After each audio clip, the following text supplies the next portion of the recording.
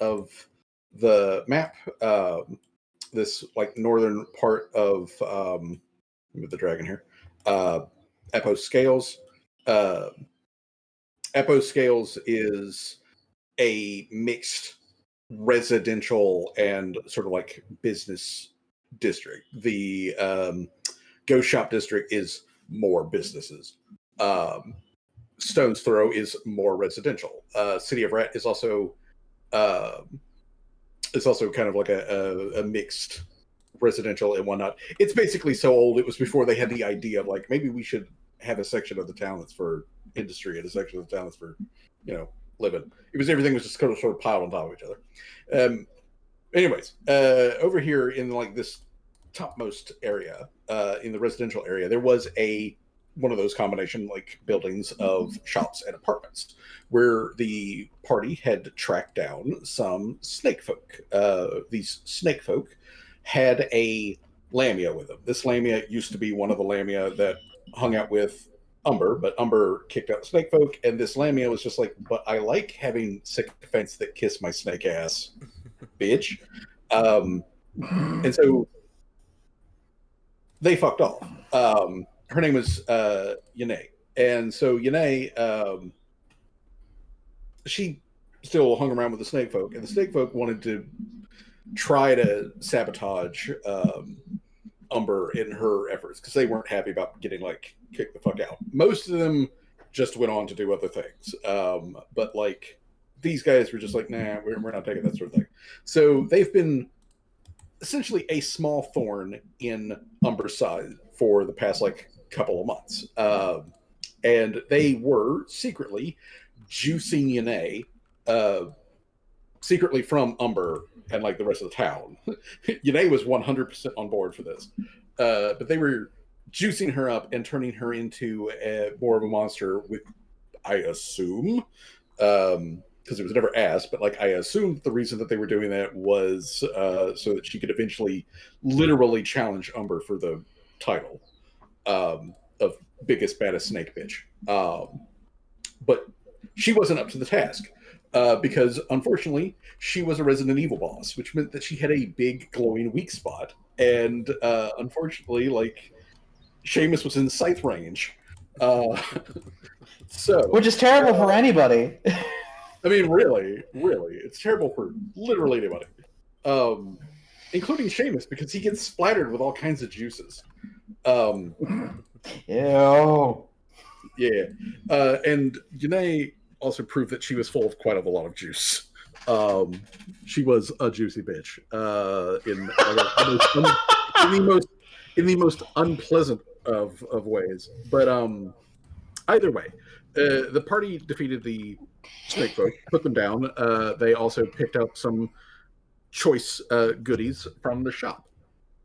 And once that was done, which this was literally 2 hours ago, game time. Once all of that was done, the party then decided to start walking back over to the Ziggurat to report back to Umber to let them know that, like, hey, we took care of the snake problem. Along the way, however, as the party was moving, Callie and Ariel were having this like discussion on like it's weird that here on the surface there seems to be this weird two-part dichotomy thing with most of the like humanoid ancestries where like you've got a quote-unquote a big one and a small one, which for Ariel, who is still relatively new to the surface, she was looking at this and being like, okay, there's a tall and then there's a small one, and the small one is just like the goblin version of it. So like halflings are just human goblins, Shunies are just dog goblins, kobolds are just lizard goblins, and that sort of thing. And she was bringing up this whole like list of these various back and forths on this size category thing, which is just weird that it repeats itself over and over again. And she suspects like there's a biological reason for that somewhere along the lines. It's the kind of thing that she is really interested in. This is the sort of shit that she like writes about when she does her like studies and whatnot. But she normally focuses on animals, not humans. She's just noticed that particular weird thing. But anyways, she and Callie are having this very deep conversation. So they do not notice this. Torque is the one who notices that as you guys are walking along, she's getting a feeling like, hey, I think we're being watched. And then she bumps June and is just like, hey, let's go over here and do some quick window shopping. And she used her double speak ability to communicate to June that, like, hey, we are being watched and it's coming from up there. And she pointed out a cloud. It is currently raining. And there was a rain cloud that was amongst the other, like low-hanging mist and fog and other clouds and whatnot, that was slightly darker than the rest. And Torque was like, it's coming from there. So once this information spread to the party, Ariel was like, maybe we should get like some cover and led everybody over to a spot that has relatively narrow alleyways and like some awnings and other things like that where you guys get cover from the sky. It's also was just a convenient way to get out of the rain, so it didn't look suspicious or anything. And the cloud proved that it was suspicious by casually like drifting in y'all's direction, following you along. And so everybody took a brief break under the awning, which belonged to a bakery. And Ariel was like, oh yeah, they got like toast and they got like brown drink. The toast is also brown, so they got brown food, they got brown drink. Multiple varieties, I guess. But anyways, the cloud scooted closer, and then that's when Seamus and Callie were like, hey, yo, we picked up a necklace of fireballs, which is basically just a string of live grenades from the snake shop. Let's throw a real grenade. Let's throw a real fireball plus the one of the grenades up into the clouds, blow them both up, and then like to scatter the mist and whatnot and reveal what everything is up there. So that's what they did. So there's a huge kaboom that has echoed across the city of Akkad. So normal thunder and then fake thunder, as there is an absolute shattering kaboom, which revealed a dragon. This dragon, so that everybody knows, is a large creature. It has 4 forward-pointing horns that do look a lot like lightning coming off the front end of it. It has a 35-foot wide wingspan, and is like its body is the size of a full-on wagon. But then when you add on the neck and the tail and the wings and all that sort of stuff, it really expands out there. It's a big ass dragon. And it was just like, oh, you sluts.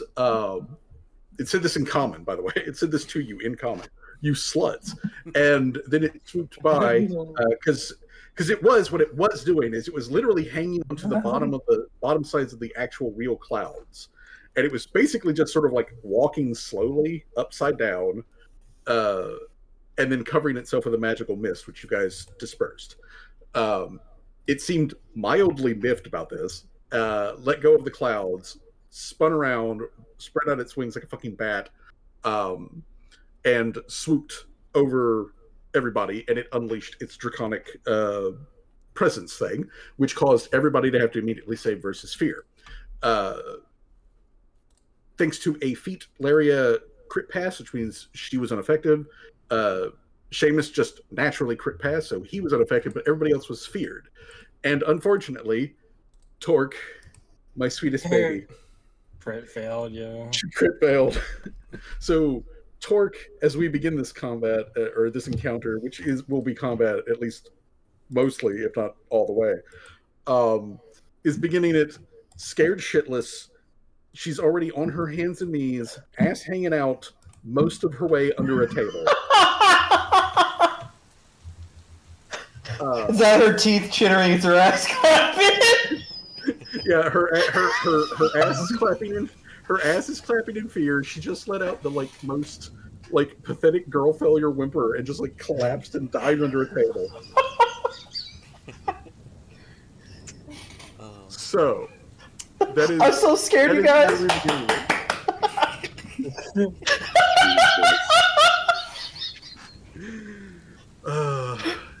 every single time you guys mention something like that, I always think of the gif of Patrick in his sleep. Yeah, yeah, it is a lot like that. But yeah, Torque, as I said, she's my sweetest bab, and I love her to absolute death. And it is so funny to me that the dice think that it is funny that she cries. So that's currently what's going on. So let us begin by moving over to the local area map. So let's come over here. Let's activate the map and move everybody over. Oh shit, it's raining.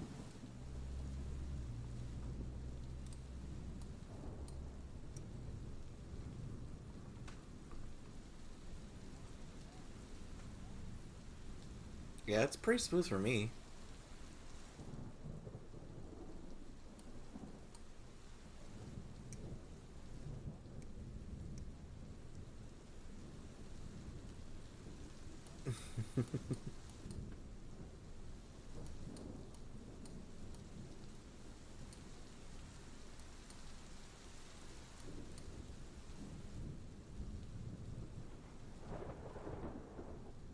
Yeah. Uh-oh. You okay, Syrup?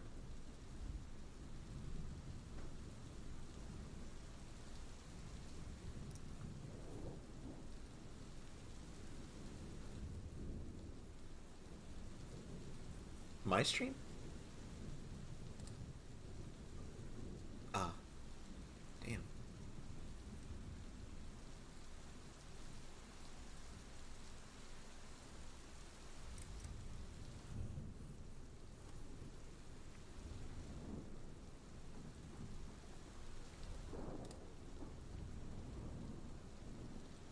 Oh.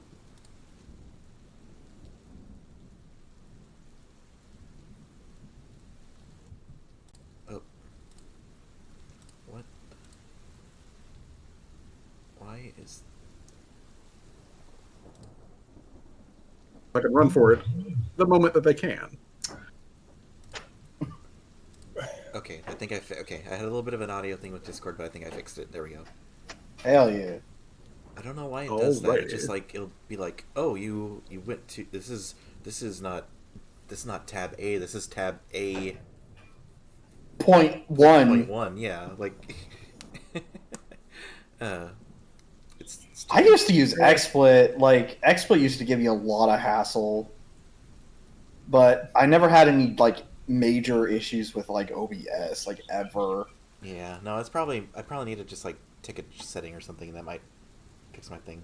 But Probably. yeah, it's for like a minute or so. You guys probably were muted, but it should be fine. All good, all good. Ow, fingers. All right. Mm. Wait a minute. Wait a minute. Hold up. Hold up. Hold up. Wait a minute. Something ain't right.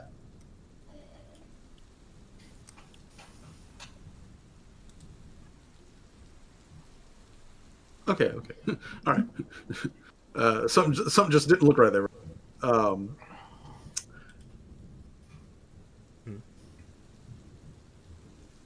Damn, even being scared, Torque, goddamn. Yeah, she's gonna run as fast as she can. Oh, are we rolling for perception? I mean, initiative. Initiative. We are doing. Okay. All right. Okay, maybe something is wrong. Wait a minute. Wait a minute. I think I know why it's doing this. Hold on. Maybe it's because I turned because I was streaming Codename Kids Next Door to my friend earlier. I had to turn off that like hardware acceleration bullshit. Maybe that's what it is. You're streaming Oh. Kids Next Door.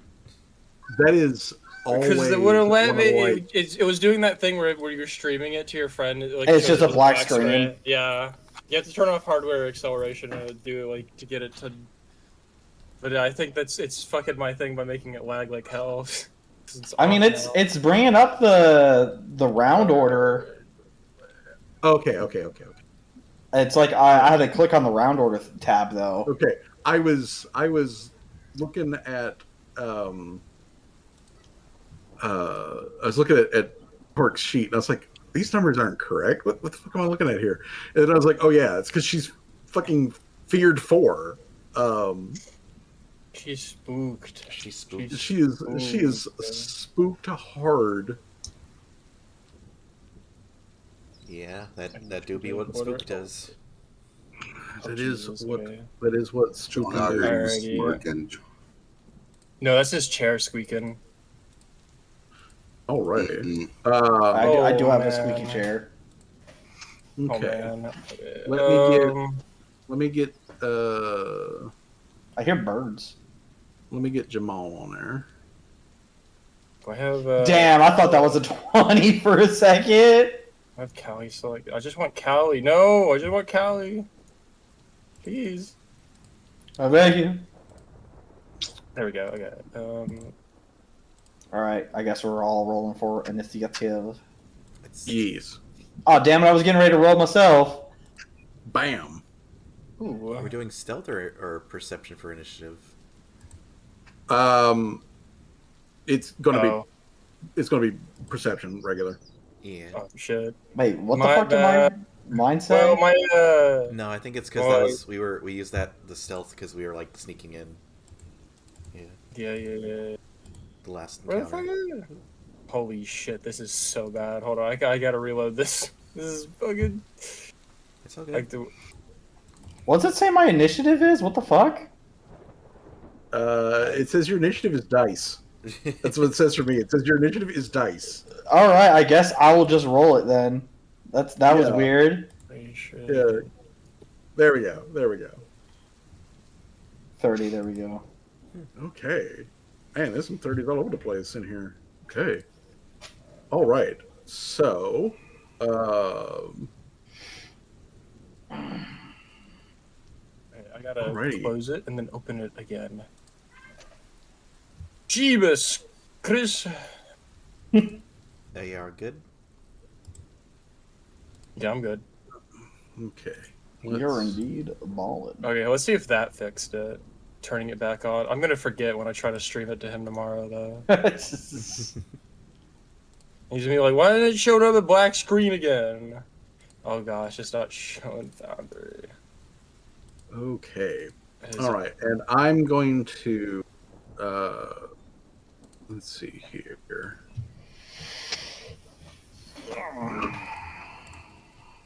Damn it! All It right. says I'm still in the game. What the? Huh? Okay. All right. Oh yeah, it This takes a guy- minute for it to update. There it goes. Yeah, it's fine. I'm all good. Okay. All good. And this guy will just represent the public in general, as they are reacting to adventuring They're running happening and in their screaming immediate Running and screaming area. a lot. Okay. Cool beans. Oh, there it goes. Yeah, that's better. What the fuck? All right. Yeah. I figured it out. All right. Yeah. No. that sounds fun. Now. That that's, is.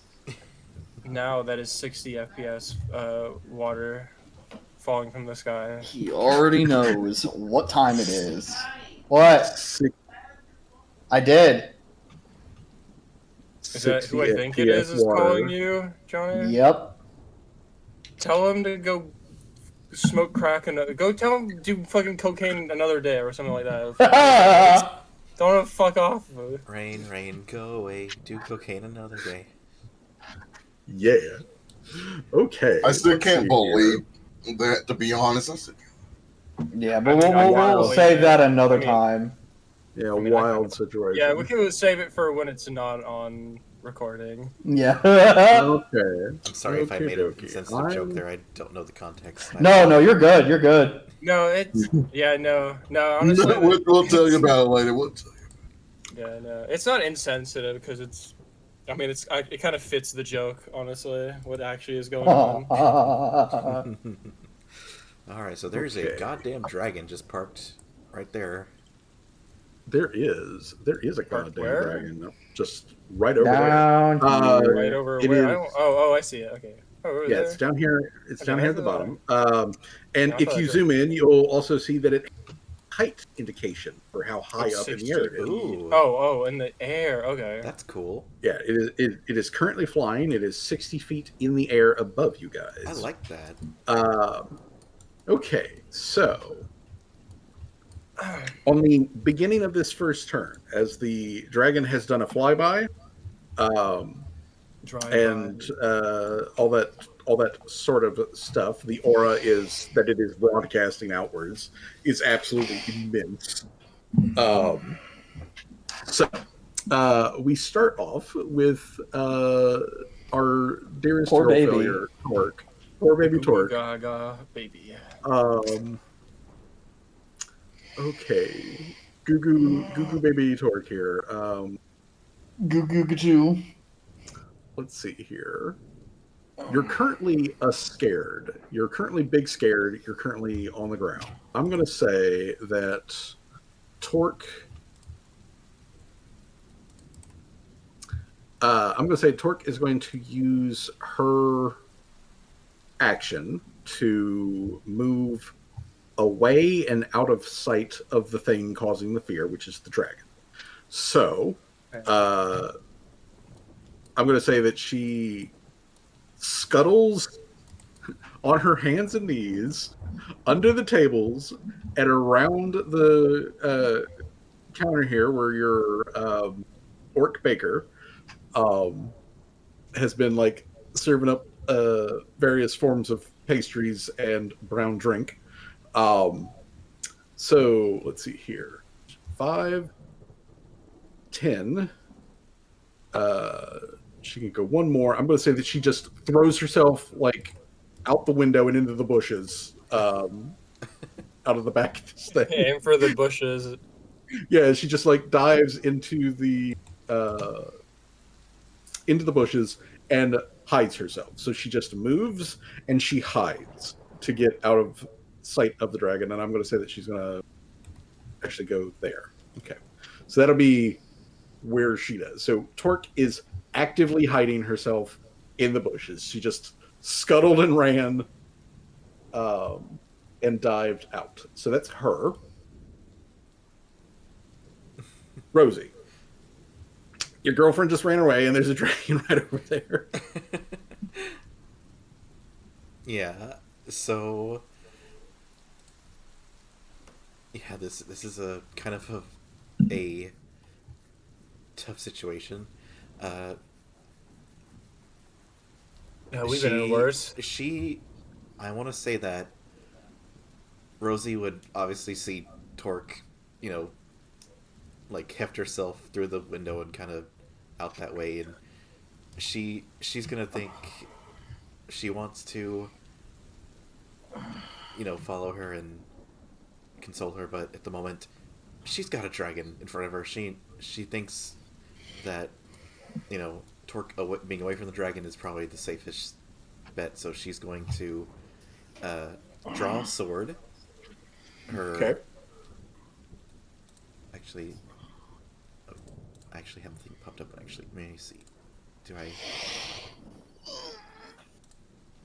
Okay, yeah, I will draw the. Actually, with the gloom, not to metagame, but would the gloom blade consider the rain to be dark light or no? Yeah, I would say that I would say I mean, that it the is gloom cloudy blade out. yeah, I would say that the gloom blade would consider that it is at least shady enough. All right. Okay, so draw. Okay. Manipulate action. Going to Oh damn, bro. move up next to Seamus and Callie and also Ariel, and Okay. she'll just kind of take a. Oh, sorry, got a bot in my chat. Be gone. Shoot him. We're just gonna kill him. All right. And she will just kind of take a like defensive stance and kind of like ready action to whatever the fuck the dragon does next. You know, whether it attacks or calls us sluts again. I mean, it might. All right. So, Rosie moves up. Is prepared for battle. Johnny, you are currently unscared of dragon. Tell that dragon the, to go fuck itself and then shoot it with something. at the end of your turn, if you remain within the aura of the dragon, you will need to make the save again. So just so you know, at the end of your turn, you will need to do that again. Okay. How far is the aura? How far? Yeah, that's a good question. The aura is 90 feet from the dragon. Oh, well, I'm 100 So feet, so I mean... Well, the dragon's aura reaches to the orc guy in the bakery. Yeah, so slightly behind you. You guys can see that, right? Yeah, I can see him. Yeah. Oh, shit. So... How do I turn that off? It's practically this whole map. And it moves with the dragon. Oh shit, how do I turn it off? But no. yeah. Oh no! What do I do? Where am I gonna go? What the fuck? What the fuck? Damn, Jay didn't even wake up to laugh at that joke. I'm so sad. Hold on. I am here! For the love of God! Hey, it's okay. It's okay. There we go. Okay. There we go. I got it. No expectation. No expectation. Okay. So, but Seamus, dragon flying over yonder. Yonder. Oh. So can the dragon hear me from 100 feet? Oh yes. So I have obviously got my scythe already loaded. So it's just like one hand's got the scythe over my shoulder, kind of chilling it. The other one's kind of like scratching the back of my head, and I shout at the dragon, it's a bit rude to spy on somebody.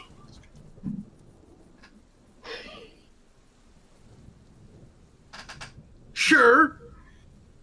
I agree with that. But I was curious what was going on in this town. I heard a bunch of weird things going on. And so I came to look. And I was just going to peek from the clouds. But then you guys threw fireballs. I was being rude. You were being violent. Okay, I did. You know what? Fair enough. However, even though I was violent, you're still rude. I mean, is it fair though? That's like if I was like spying on somebody and then they got creeped out by it and shot me. Like, I feel like that's a fair reaction. I'm gonna be fair, especially if the person's like very paranoid about that kind of stuff. You know what? You're absolutely right, Callie. So, pretty much talking shit to the dragon, and then I'm just gonna have a reaction to where if the dragon gets close, it's scythe time. Okay. Reaction, scythe time if the dragon gets close. All right. So then, the dragon has an option to get close now. Okay. So the aura is a passive, so the dragon doesn't actually have to do anything with it, unless it wants to turn it off, which at the moment it does not. So, let's see here. Okay. You guys haven't targeted it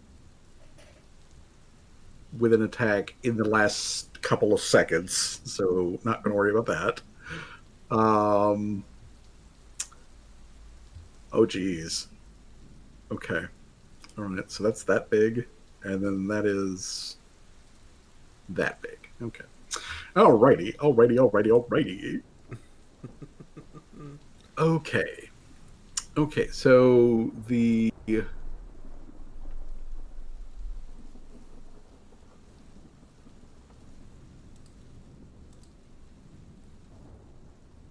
Okay. All right, so Radon. the dragon, Lady of the Blue, completes her pivot turn and swoops back at you guys. So she's going to go, let's see, 5, 10, It's 15, a she.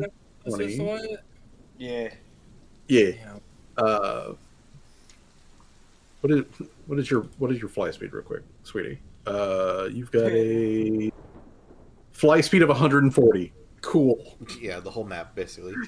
Yeah, The that's whole map. That's Okay. Yes, most of the map. The whole map. Okay. So Most it of comes it. and it swoops in towards the party. It is also going to reduce its height as it comes in. So it's going to reduce from a 8 to 30 feet above the ground. Did the dragon get health back?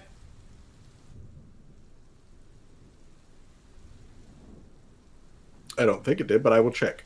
Yeah, it took like Yeah, we hit that. Yeah, we hit it like we got like at least Yeah, like it a had like Yeah, A 6. yeah, yeah. like a sixth of its health Oh. was down. Yeah. Mhm. Oh, I know what it is. It's because I put the token on the new map and I didn't copy the token from the previous map. I can go grab that real quick. It's all Not a good. problem, though. All good. I'm glad Okay. I pointed that out. Okay. But let's see here. Shit, I was hoping they wouldn't notice. So, all right. So it swoops in, comes up low, and then it angles itself up and does like a big, powerful flap with its wings to arrest it and also throw a tremendous amount of air at you guys. It's throwing air at us. Oh my god. It's throwing air. It's a It's hostile an action. airbender. Let's see here. It is going to specifically. You know what? It's going to specifically throw air at Seamus. So. Damn, bro. Throwing actual shade. Literal shade at him. Do me and Okay, Callie have so- to would Klaus get hit by that or no? No, this is a. I mean, well, you guys get blasted by air, but Seamus is the one who saving throw. What's the saving throw? Hold on, bring it up here. All right, so Gust of um, wind. At will. yeah. Oh jeez. gust Oh, of fortitude. wind. Fortitude save. So let me Oh. place this. Oh, Oh dang, bro. Oh dang. good thing we're flying. You know, I'm going to use a hero point for that. Boop. All right. So there's our 60-foot line. All right, I'm going to do another All right. fortitude save. Okay. Okay then. Oh my God! Oh jeez. Wait. Okay. Yeah. Okay. Oh, damn, All bro. right. That's So. It cheesed me on that 20, bro! All right. So you are prone now. Oh my god! As the winds catch Seamus, as the winds catch your skirt and just yeet you. Seamus ragdolls and hits the wall. Oh my god! Yes. 5, 10, 15, 20, 25, 30. You hear him slam into a wall. And he takes 2d6 bludgeoning damage. So Seamus, let me Oh jeez. 2d6 5. So if you will, Ow. as you get whacked. Oh, that's hilarious. Okay. So yeah, it I'm just so swoop- mad. So it just swoops in and like comes up to a hover with like a big flap to blow Seamus away. And since it arrests its motion to do so, it then just lets its feet drop, and it hits the ground with a big kaboom. So I'm going to Oh move man, it. you shouldn't have done that. So I am now going to move its height to 0, so that it's on the ground with you guys. And let's see here.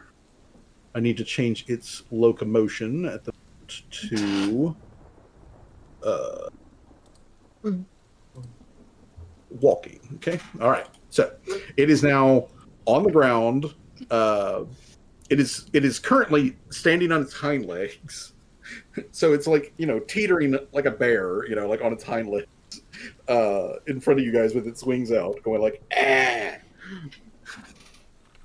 That's what you get for fireballing me.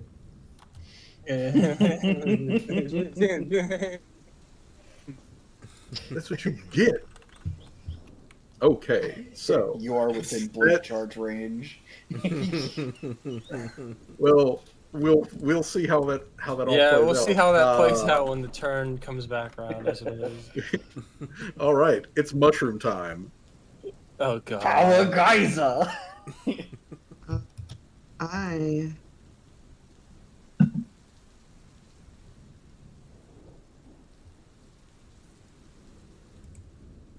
Hmm. Okay, Ah, fuck. let me go ahead and Let let me take a look at Ariel's Below. stuff so I know what she's going to do.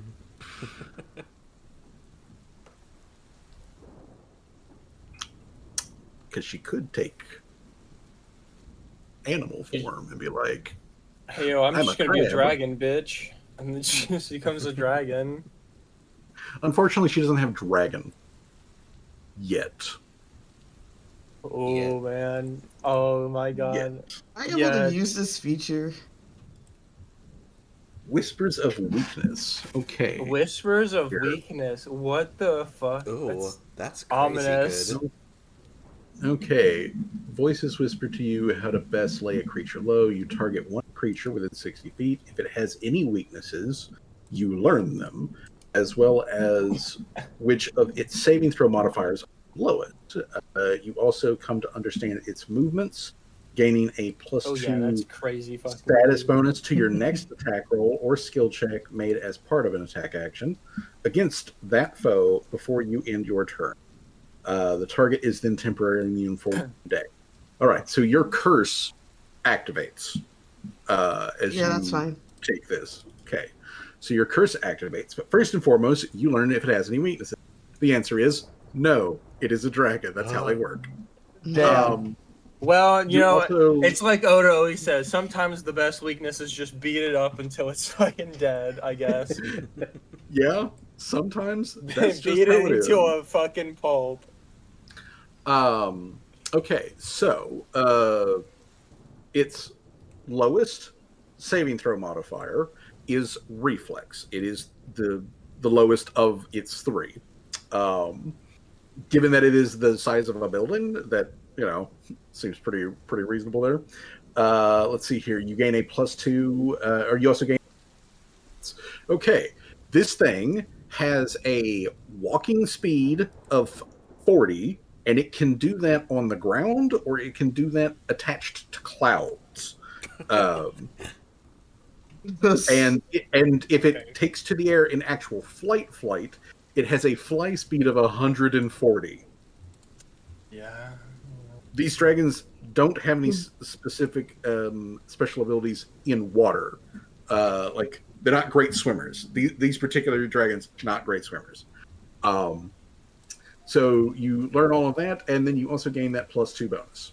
Okay, and then Radon, Lady of the Blue, becomes immune to the effect for the next 24 hours. Okay. All right, so let me, real quick here, let me personally jump back over here to CAD so I can open up this one. What hit points are you supposed to be at, my lady? All right, you're supposed to be at that. Okay, let me come back over here. All right, let me make sure that the Dragoon is at the correct. The Dragoon.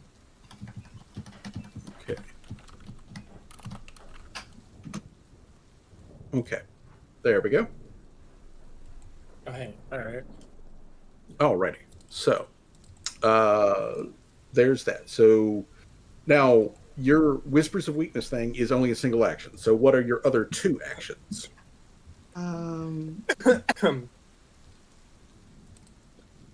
Laria's gonna use both of her actions. Wait, did we find out which of its saving throws is its weakest? Reflex. Reflex. Okay. Okay, good. Sorry. Oh. Drink some water. I am. It's not I got 2 helping. liter of Mountain Dew. Alright. She's gonna go help Seamus get up, so she uses both her actions to do that. Okay. All right. And Camper over there. I guess she'll let Seamus know about She just whispers in its ear. It's got a weak reflex, and then Yeah. Seamus just like wakes up evilly, like his eyes start glowing. It's bad at Hi, dodge Chris. rolls. it's bad at dodging. Get good as fucking the spirit of Giant Dad from all the forgot Souls to- games takes over him. I forgot to. Oh, I gotta roll d22. Okay, I forgot to turn off those redeems from the hand cam stream, but let me roll those. I hit the boof too hard.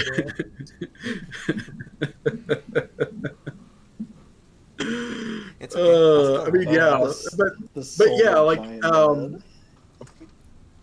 like you guys, specifically Laria and I rolled it. Seamus from your angle, you guys can see Torque like her ass poking out of some bushes as she's continuing to cower. But like, yeah, she would have been like jumped behind there. Here's the dragon come in and do that big flap, and then she sees just Seamus just slam into the wall at like highway speeds. Absolutely hilarious. Okay. Well then, Okay, but that's Laria. So Laria runs back there to check on Seamus, which means now it is Callie's turn. Question before my turn even starts. I'm gonna guess something like tamper won't work on the big storm dragon.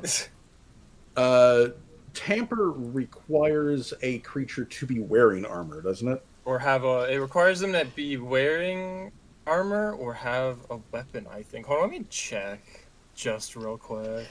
The Just dragon's saying. wearing nothing at all. Good lord, he's naked. Good lord, she's naked. Got her mean, titties out and everything. Oh my. I mean, Dragon. She is is- Weapon or armor? Okay, so she they need is naked. either weapon held by an enemy or armor worn by an enemy. Okay, so yeah, no, I don't imagine it has a yeah. weapon or armor I could tamper with. All right, just wanted to No. make sure before I did. All right, I'm- because I was gonna I'm- mid max because I was thinking okay, I kind of mid max fucking Mr. Service's punching power right here. No, I'm- technically but, yeah. speaking, just to again answer all your questions here, the dragon is quote unquote naked, in that it's not wearing any clothing Lord, he's or wielding any weapons. But then again, it doesn't need to. It is a dragon. It is, however, it does have actually a set of like saddlebags, like little like hip pouches. Can I mess with those?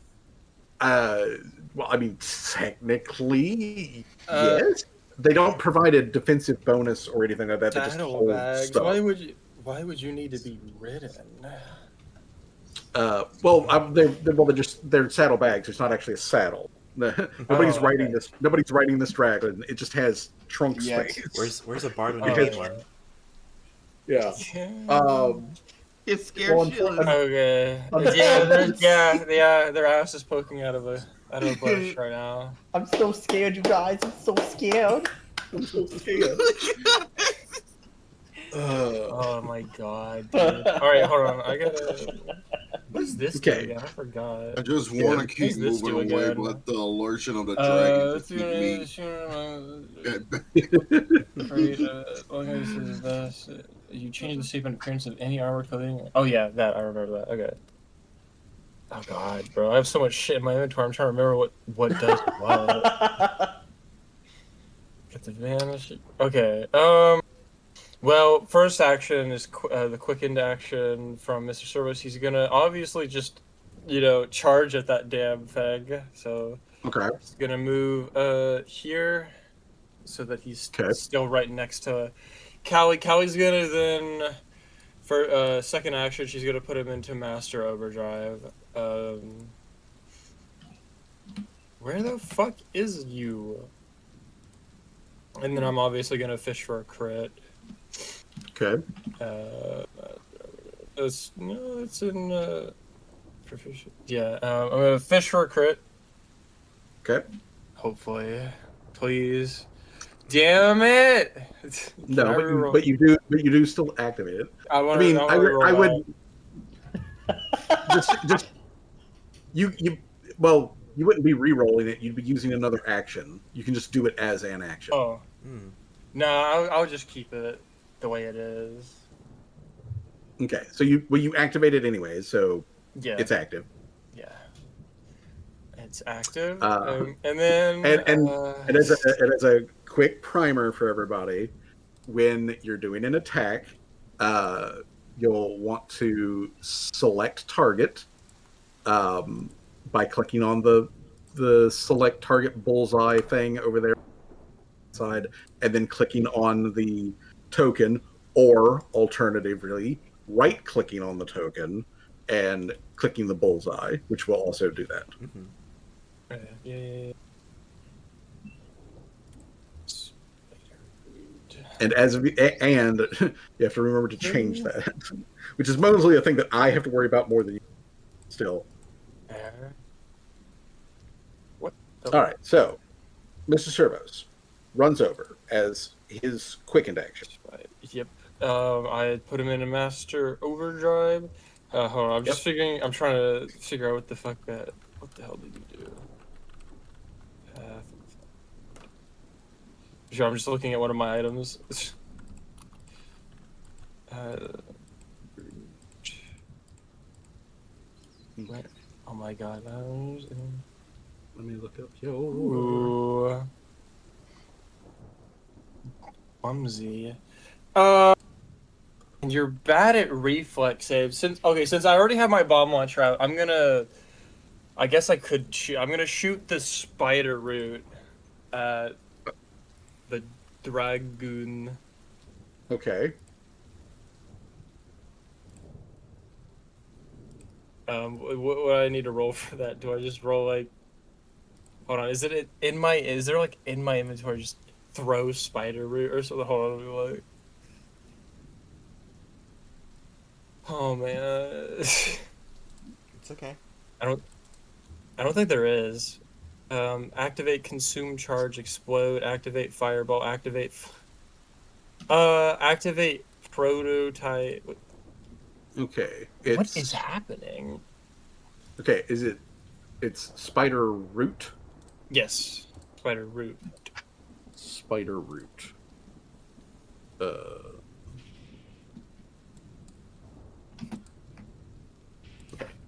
right, there it is. Okay. Spider root. Here we go. Spider Here root we is go. an alchemical consumable. It's a contact poison. Okay. Okay, so you just have to make contact. You just have to touch. Okay. Well then, it is what I will do a contact poison. To be clear here, a contact poison is activated by applying it to an item or directly into a living creature's skin. So you just slap the dragon with it. Can I do something even funnier here? Can I slather Mr. Servos with it, and then have him punch the, or would that not work? No, yeah, actually, that would literally work. All right, I'm gonna slather fucking Mr. Servos's punchy fists, and then I'm gonna tell him to punch the dragon with it. Okay, and as far as I know, there isn't apply poison check Even if or anything like even that. if so, I don't think Mr. Servos can be poisoned. I think he's. No, but you could be. Oh yeah. Well, I mean, I got gloves on, so. True. We'll skip it for now. Whatever. Yeah. So you slap did his- the spider root onto Mr. Servos. Mr. Servos then punches the dragon All right, I'm gonna do with the fight. spider root fist. So regular Servos fist attack. Yes. Robo punch. Robo punch. Ooh. Okay. Okay. Damn it. That does okay. That does hit. Okay, so that does Okay. hit. So roll damage. Against a dragon? Oh man, no, you need you need like 10 more. Dragons. We are You need a having 48. a bit of a dragon boss fight. Welcome to the game table. Okay, so Hope you- Damn, that hope is you, really uh, low for what he could have hope you potentially enjoy rolled. your, Like, what the fuck? stay. all right. Dragoon is Yeah, no, hit. he rolled like a 2, like for both 2d8s, he rolled a fucking 1, and then that added. Dude, that was the lowest roll he could have possibly gotten. And it was still 10 damage, and he still gets the persistent, so it's fine.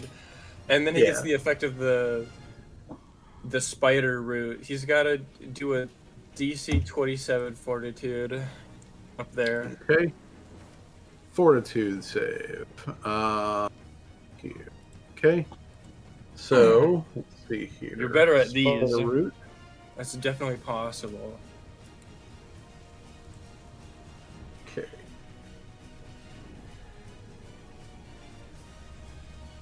Aw, man. Meets it beats it. Okay. Damn. All Yeah, right. one So more. okay. So onset is 1 minute. Okay. 1 minute's like what, 1 round or something, or 2 rounds? 10 rounds. Damn.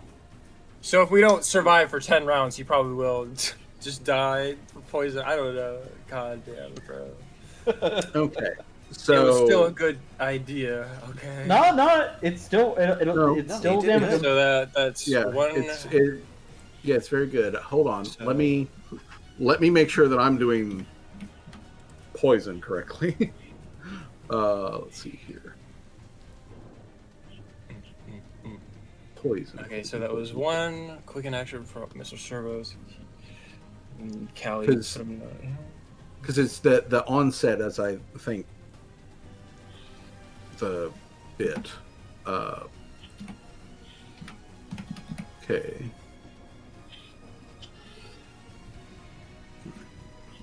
La Rata. All right. Where does it have just poison as a? Okay. Where does it have the poison?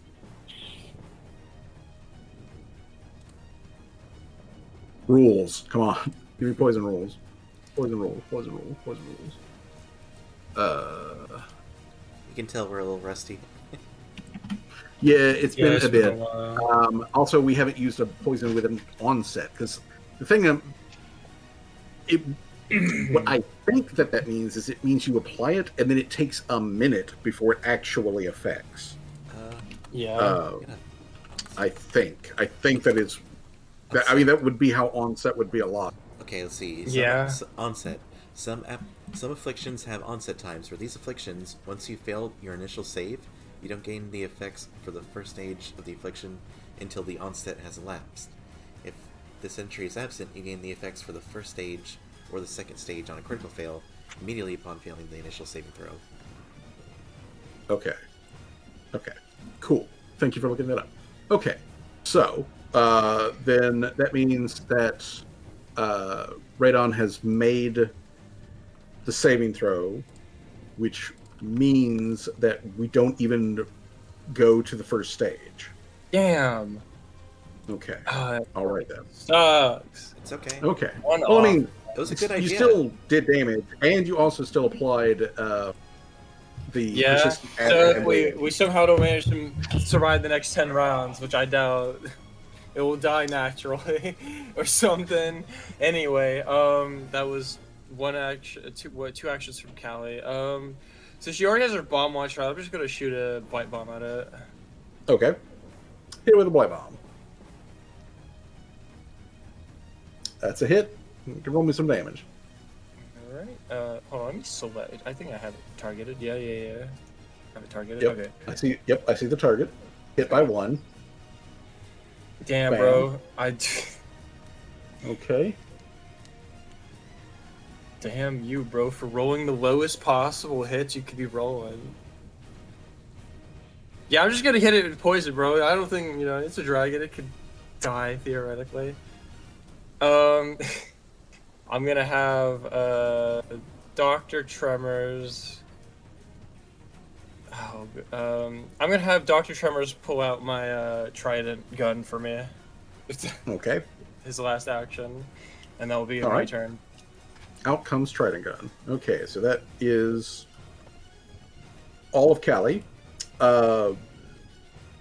Jay, it is Yeah. Jamal's turn. Shoot that thing. We got a dragon. You have your gun in your hand.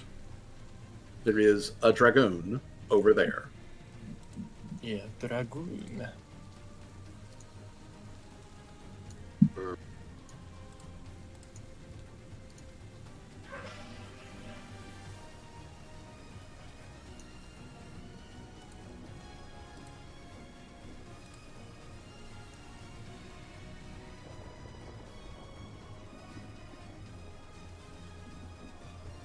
Venom. No, it's all good. It's all good. Take your time.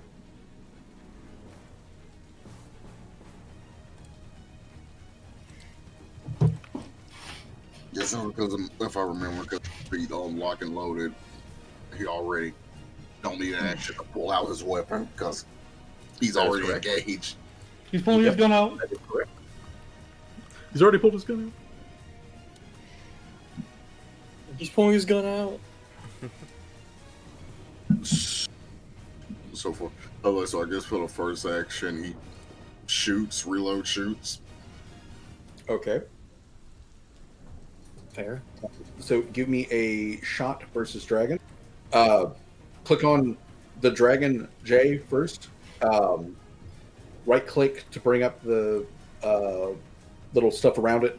Click on the target icon to make sure it's got targeted. You'll see the little flashy things in the corner. And then make your attack roll. Wait, just like click on it or Yeah, well, right click on the dragon to bring up the little to bring up the little icons. Or alternatively, there's two Okay. ways you can do this. There's that, or you can click on the left hand side and bullseye, and then click on the dragon. One way or the other. I think they got it. that's that thing. Okay. Yeah, So then okay, so once you got that, then go back to your character sheet and roll on the attack roll. Roll on the wood. The attack roll on your character sheet. Shoot that thing. Shoot that thing.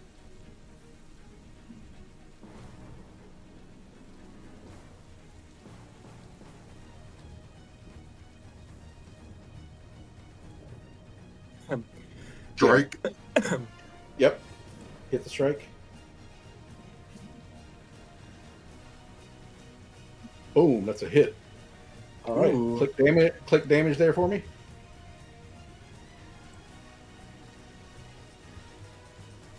Nice. And nice indeed. Ow! Ow! Stop it!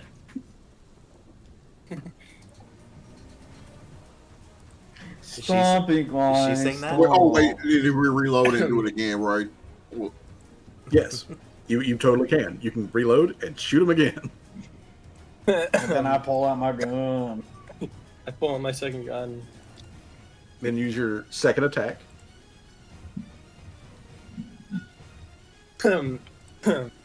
Where did I click the second? Map where it says MAP number 2. Yeah. Yeah, That's your map -5. Yep, that Negative means multiple attack penalty. All right. Okay. Real. I'm like, he's like, yeah, real. I'm like, yeah, reload. I'm like, damn, we got a reload function. Okay, Mm-hmm. that's actually crazy. Hell yeah. It went Hell that yeah. far into knowing what's happening. Mm-hmm. Yep. And it keeps track.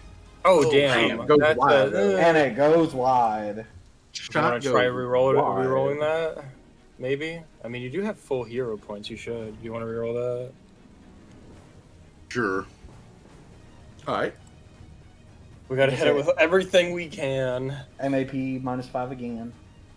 Yeah. Roll that same attack. We gotta reload.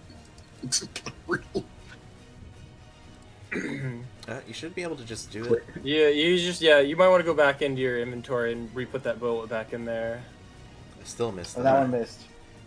Still a miss, but hey, this time you don't wing one of the like civilians that haven't been able to react yet. Okay. Yeah, go put an extra bullet back in your thing. Oh, yeah, let me.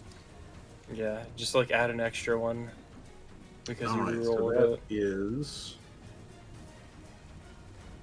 I imagine he like fans the hammer. That's what he did. But like the Oh, second yeah. shot went a little too wide.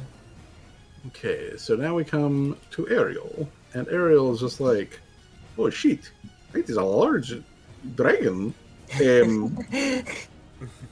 Even the dragons up here on the surface, they look all fucky. They don't look anything at all like coral dragons do. Her only So- the only dragon she's seen are seahorses. Yeah, all she's ever seen is coral dragons, and actual, like seahorses. So she transforms into her giant crab mode. So let me pull out the giant crab. Oh man, she could have turned into an ape as one of the creatures. That's fucking funny. Hello, monkey. Hello, monkey. Also, the Geico So- gecko. Ariel Yeah. turns into a giant crab. Giant enemy crab. Oh damn! Well, an actual large crab, Well, this one's friendly, apparently, at least. a migratory. Yeah, guys, a giant, large migratory crab just showed up. Oh no, Giant enemy dude, that was crab. a thing like episode 1, and we're still running with that shit. The migratory that's crabs, the That's most because it's abundant. hilarious. Okay, let's see here.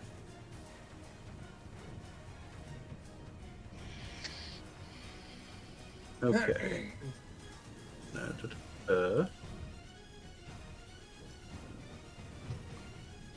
Okay, there's a way to do this. How do I do this? You're the GM, don't ask me. I am the GM, and I'm trying to. Hold on. It's my game, and I choose the Okay. expansion. Okay. All right. Okay. Ariel, her actual token now has faded out. Okay. But let's see here. She is now giant Ariel crab. So giant Ariel crab here. I need to update her. I need to update the token so that when you mouse over it actually says giant Ariel. But giant Ariel crab here. What's your reach? Okay. All right. So she transforms and then she scuttles forward. So transforming is 2 actions. The scuttling forward is 1 action. So she scuttles forward to menace the dragon. As she is actually big enough to grapple this thing now that she is a colossal coconut crab. Damn, bro. So, oh wait a minute. Ariel, beloved. I know how I can do it. Let's see here. All right. So if I come in here and I make this change, She's bigger than Mr. Cerberus, if that's even like arguably as crazy. yeah, she is very big. She is as big as any small building. But Even yeah, she She's big as scuttles. that sheriff that crab sheriff we were with. The daemon or whatever. Yeah. She is actually bigger than the Oh, demon. wow. What the? Yeah, she is bigger than the demon crab, like very noticeably. Oh, I mean, she's big enough to grapple the fucking the. Like her body, like her crab body is basically the size of a small sedan. Jeez, bro, that's actually. And then she's got the proper number of legs and the big old grippies. She is a full-on decapod. She's not a false crab. She's a real crab. I'm just imagining Callie's reaction out of it. She's like, "Dark Tremors, get the staff." Yeah. So And then- you like apply that stuff to your robot who goes in and like takes a punch at the dragon. You're and like, then Ariel just grabs give me her. my and gun. Ariel just grabs her and pins her to the ground. I'm like, But then out of the corner of your eye, Ariel transform into a giant, monstrous crab, and begins to like scuttle forward. And she scuttles with like enough force that you can feel each one of her 10 footsteps, thump, thump, thump, thump, thump, as she goes forwards. So she scuttles forwards. That is going to be all from Ariel in the moment, though, because all she can do is get transformed and then move, which means we come to the actual NPCs. This guy, the actual like, baker guy who is over here serving you guys food under the awning and whatnot, he ducks and just like flattens himself. But meanwhile, like these guys can run for it. Just off of the map, across here, also off of the map. This guy is just like, what? Oh shit! It's a dragon. Pardon me.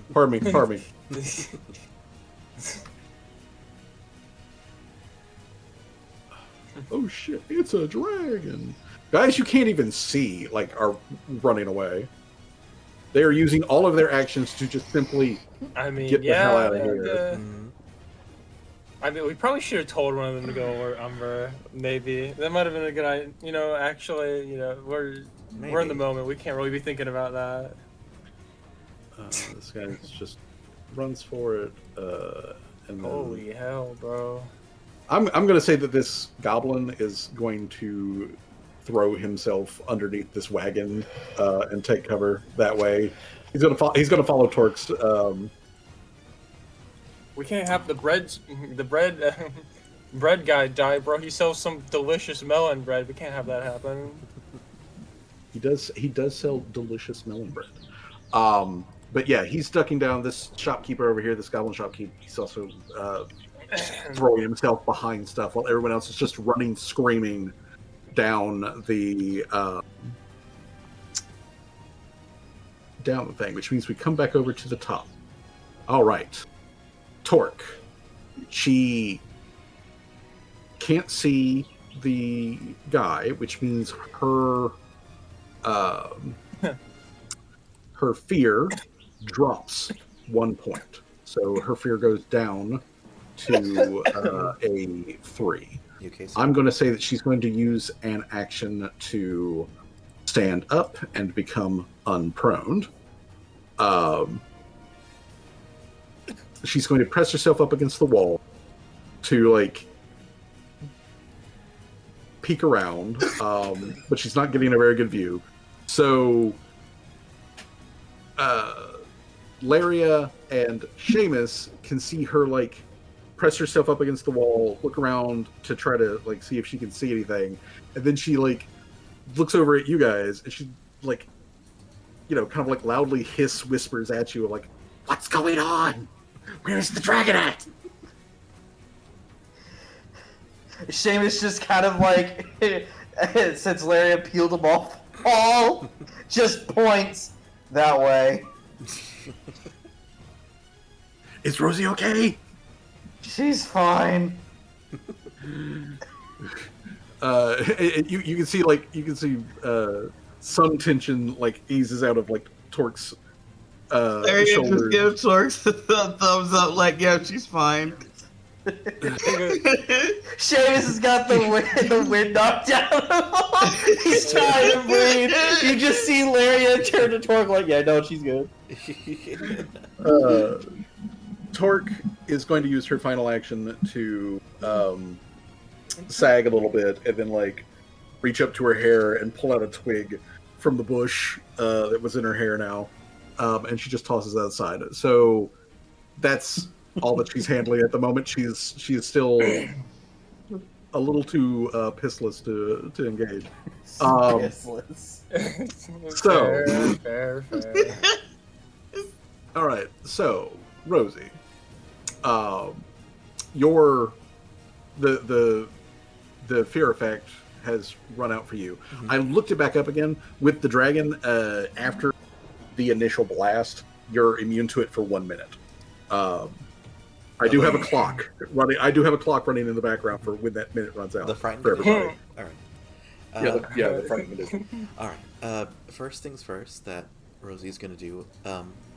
When the dragon was telling Jamal to quit shooting her, was that like more of like annoyed, like ow, stop that, like, or was it like stop attacking, I'm not trying to like fight kind of thing? Want me to roll an insight?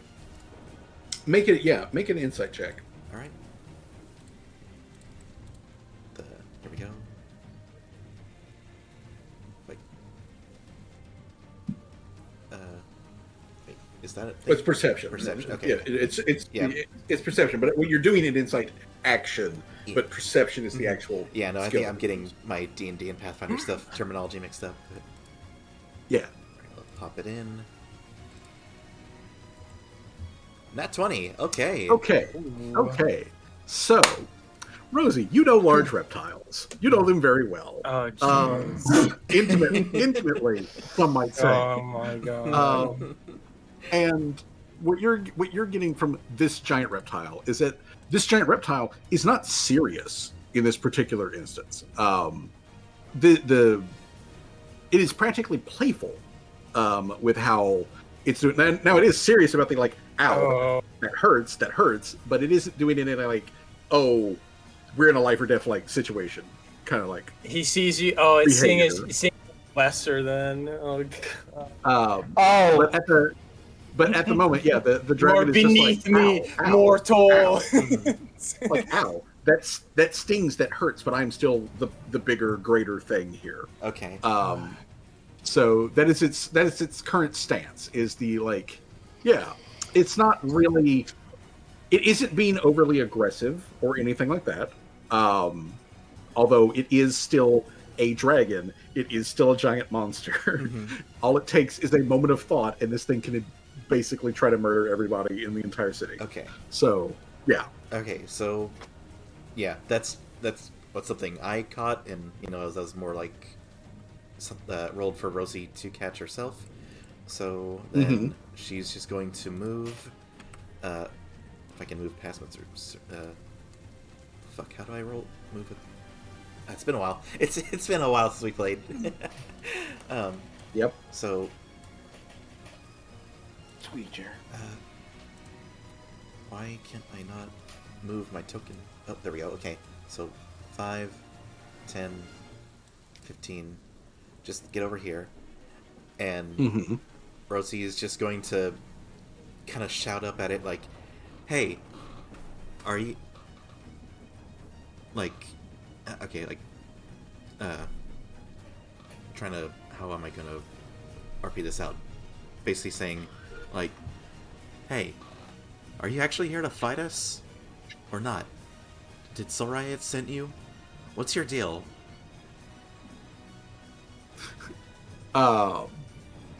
Randon, honestly, doesn't pay Rosie any attention until you say the name Soul Riot. At which point, that big draconic head snaps to look straight at Rosie, and the look that is on that draconic face is pure disgust.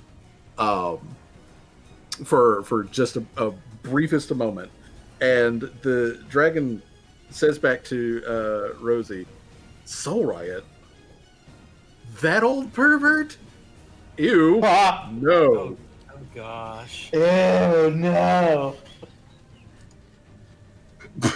Alright, Oh god. so, okay, so she says that, and it's just, So he got a bad name and a bad reputation? Mhm. Damn. alright. So then Rosie will just kind of say out loud, so wait, you're not here to kill us? And, like, kind of look a bit perplexed now, like, that, like, there's a dragon, but it's not a dragon that's with the dragon that they are kind of beefing with. But she's essentially just gonna hold her last action, you know, and, or, like, use her action to, like, basically talk, if that's the thing. Yeah. Okay. Radon just rapidly replies here in this like moment of in between combat strikes. Radon replies to Rosie, "I didn't come here to kill anyone. I came here to gather information about this place. And you guys are really interesting, but really stingy bitey too." I'm about to show you Sticky Biting in a second. Yeah, we You probably are, should because kill her. that- I don't because wanna now it's give literally whatever your- information she gathered to whoever she's gathering it for, bro. Like, I do remember from when it was Laria's turn, she did say she helped me up, so that gets rid of my prone. Yep. You are no longer the proned. And, you know what? Talking about Stingy Bitey, we are going to, Blink Charge, Okay. and I'm going to use heighten it to Seamus- level 2. And Seamus does the thing that he do. All right. So, 60-foot range. Any force damage the spell deals is increased by 1d8. Okay. So, So, move yourself. Alrighty. same brain cell. and then we go for a swing. Oh, Schwang. Holy shit, Dad! You I killed saw her. it go from a 2 to a 20, yeah. Yeah. Now, shit, remember, Dad, you killed remember, her. are you targeting the dragon? I am targeting the dragon now. Good. No. All right. Okay. You are targeting the dragon. Okay. So if you would please. That doesn't count as a crit because its AC is it's not Yeah. more than 10, is it? No, it's not, unfortunately. Alright. But yes, please do roll me some damage. Okay. There's that, and then I did say I did heighten in 2, so the force damage, which is 2d8, so it does a 3d8. Slash, what is it, like roll? No, wait, hold on. Okay. You attacked, so the strike deals full regular damage. And you also deal an extra 2d8 force damage, except you also heightened it. So now it is 3d8. So in the dice tray down there at the bottom of the chat, if you click on the d8 shape 3 times, it'll give you 3d8. Ah, sick. Hell yeah. Bam. Okay. Oh. So, Oh damn, that's really good. all right. So first of all, damage there, and then Oh, damn. damage there. And I have one more action. Yeah, that you do. Okay. Another scythe swing. All right. Give me El Scytho. Hey, it doesn't say I have my scythe drawn. What? I've always had my scythe drawn. What? That's weird. What? Wait, hold on. What? Why the fuck? Uh-oh. Yeah. There we go. That was weird. Yeah, because it's a two-handed Oh, weapon. it made me It's roll the a- spiked it's a- gauntlets. Because I think because you were prone, right? Oh, you know what? That could be it. Yeah, never mind. I just pretty much just pummel her with fucking dude, poison. you did. You say that, but that's even cooler. You just fucking punched instead of cutting the dragon. You just punched I it. just punched it with Whoa. poison fangs.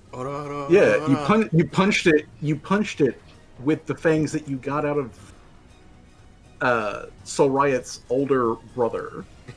So you just Oh my punched a God. dragon with dragon teeth. Oh, that's You know what? cool. We're gonna keep it going. I'm gonna just punch it again.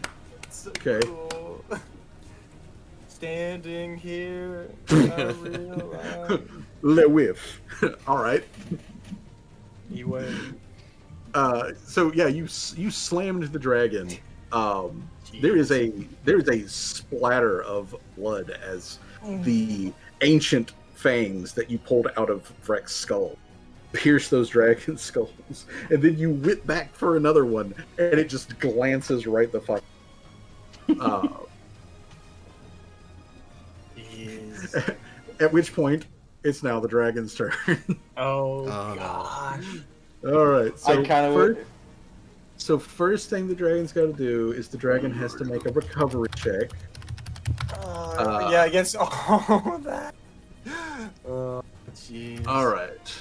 So it has to make, first of all, for the acid damage, it's got to make a check for that. Ooh.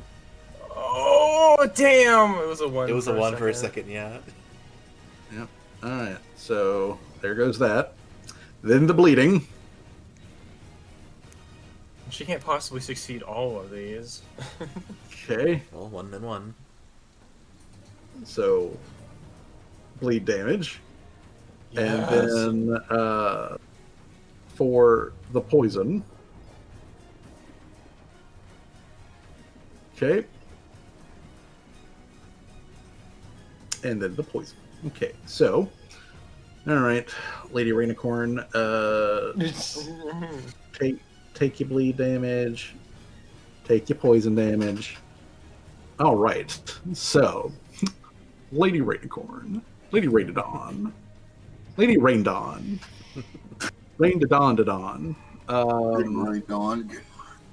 All right, Raindadon. Let's see here. You are going. Okay, so you are going to do.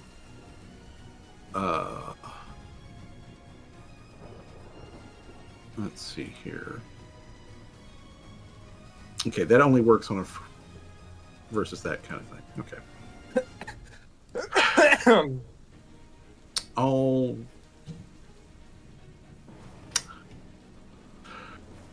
Okay. Hold on.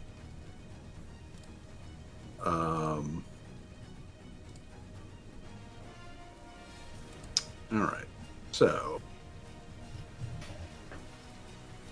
if the dragon wanted to be a dragon and hit the most possible targets,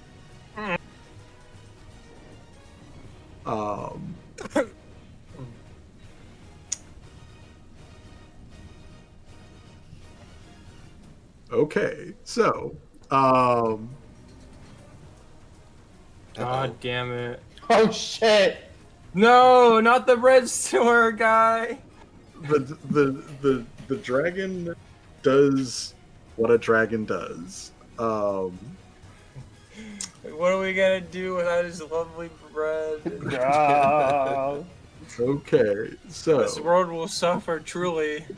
the dragon, the dragon who has not been serious, suddenly is serious, like makes that switch over. Like, okay, Did you just now I'm punch me actually with dragon now I'm- bones?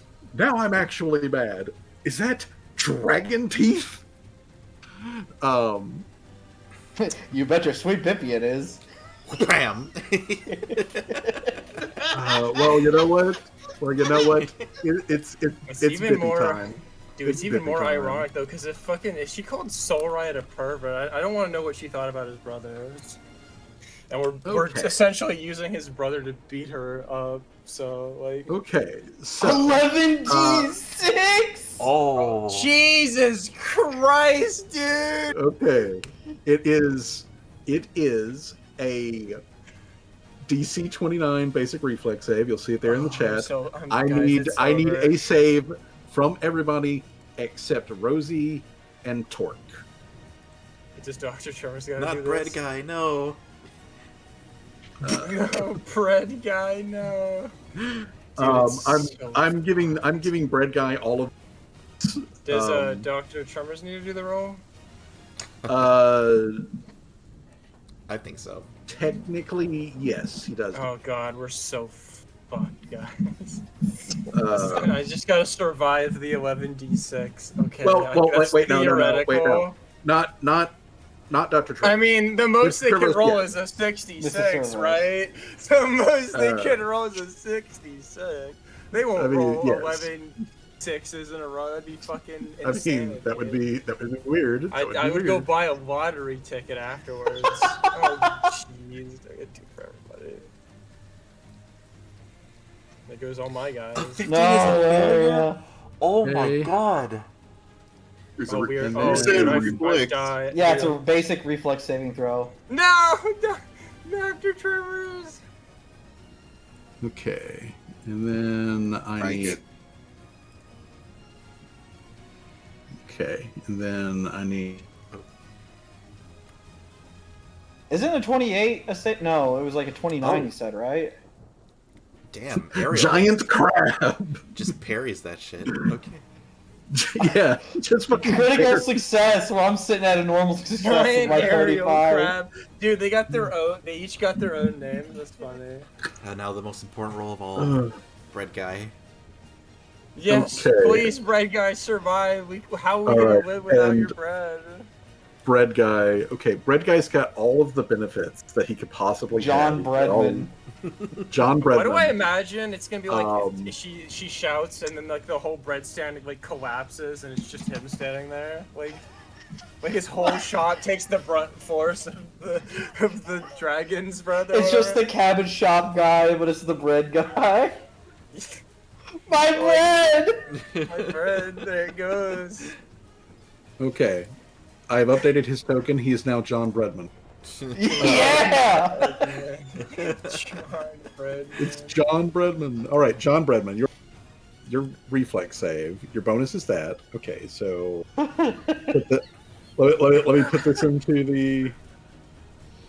Okay. He's either gonna roll a nat 20 or a nat 1. All right. This is the best that he could possibly fucking do. All right, so here we go, guys. Here we go. Oh no. John Breadman. Oh no! No! John Breadman. He's dead. Jesus Christ! He's Okay. toast. Damn it. He's toast. John Oh, it Breadman. shows his bread! Okay. Okay. There's So, only anyways, bread, let's talk actual damage. Okay. Oh, Here's the jeez, deep man. I'm gonna re-roll, or at least try to. Alright, using a hero point to reroll. Yeah.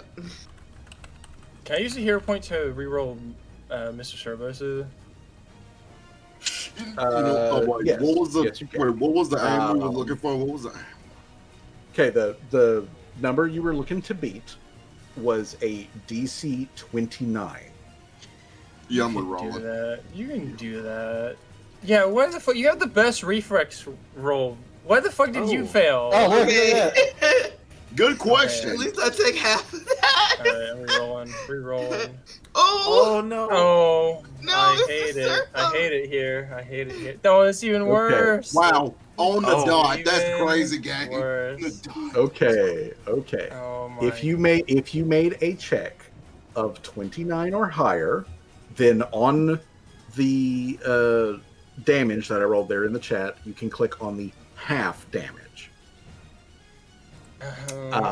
If you failed, Ouch. 28. That's then not it- that bad. yeah, if you Half failed, damage. then it's just the full damage. Oh god, I gotta Mr. Sturvos, however, as the Got a crit critical failure.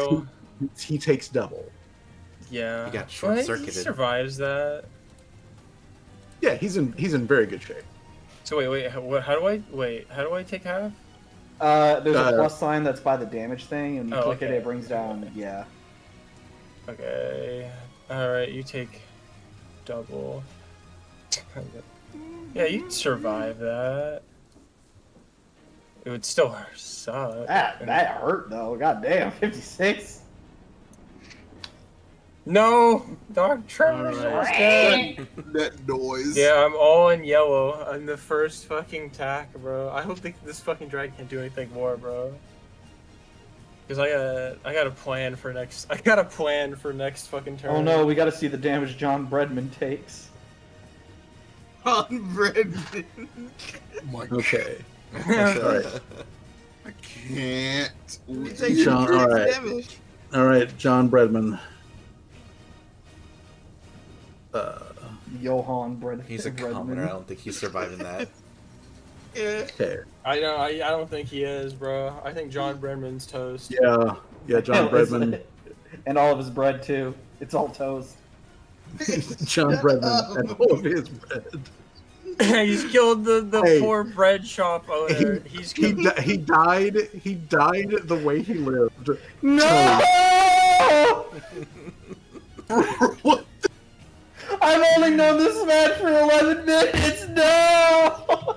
I mean, I think the worst part is he probably died in like the most painful way possible, getting electrocuted to death. Like that's not he didn't go out. He didn't go boy. out peacefully. That's for certain. This poor Okay. bread shop, man. In remembrance of those we Okay. lost, the kazoo version of like My Heart Will Go On, and it's John Bredman. All right. Let me. Damn you! Hold How this real dare you quick. kill that bread shop owner? How don't you know how Okay. long it probably took him to Oh, learn how to God. make such great bread? We got an Okay. audience member saying, on the downside, we lost John Breadman. Upside, breakfast is ready. That It probably smells really good since it's all toasted now. Yeah, all this toast. Yeah. is, I don't think okay. I wouldn't say he smells relatively good though. I imagine his smell kind of like makes all the other good smells go away. I'd imagine. Bro, how dare you kill that fucking bread shop owner? Don't you know how long it takes people to learn how to make perfectly good bread? Years, bro. It was years of his life. He's gone now. Okay. All right. Okay. So God, that that's perked me back either up. way though. The death of John Bedman is only 2 actions for the dragon. Oh man. So for its third action, it launches itself into the air, which does trigger any reactions based off of movement. Yes, you're right. Attack of opportunity. So, Target and swack. Oh, Hello. get back Oh, here! I'm not done with shit. you. where do you think you're going? Oh my god, bro. Holy shit. It's like Seamus is about to go tell mom that you ate the brownies. Get it? Is that a crit? That yeah. that is a crit. Hit that Oh my- critical. Yeah, I was about to say, if format. a 40 ain't a crit. Oh, All right. Oh But man, bro. okay. Does that also trip him because of the as well?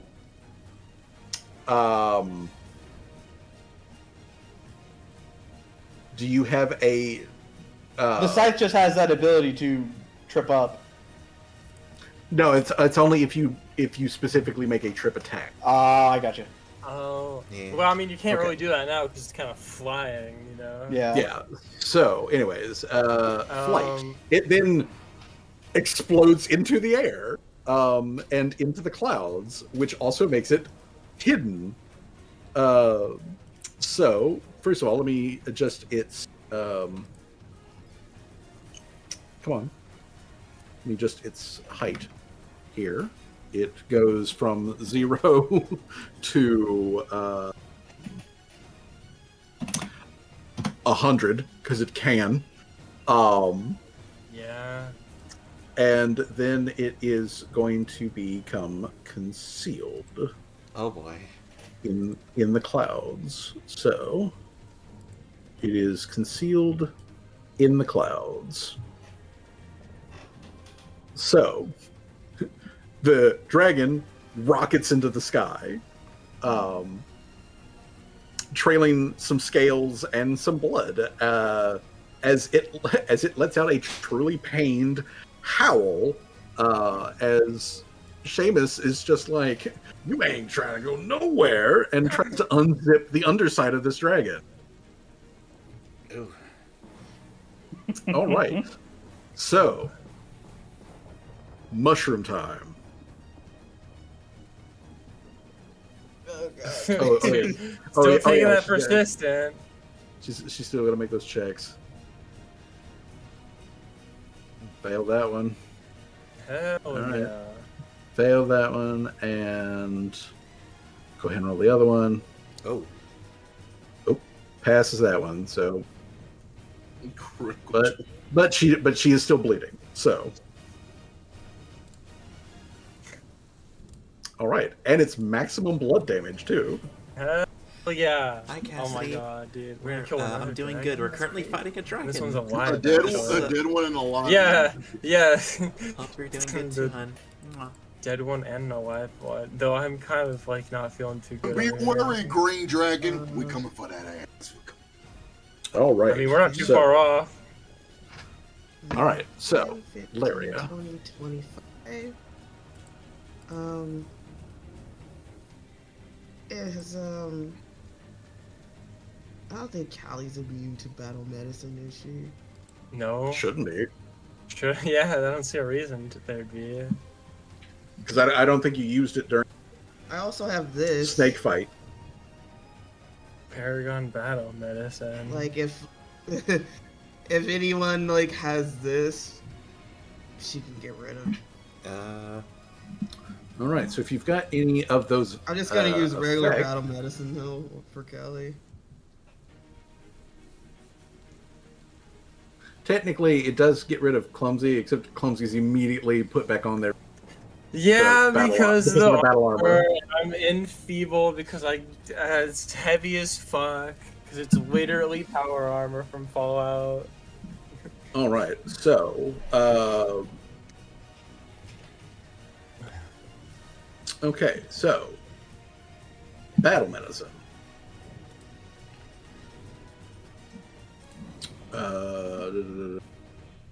I need. Yeah, it would just be regular Callie needs to battle get medicine. stronger.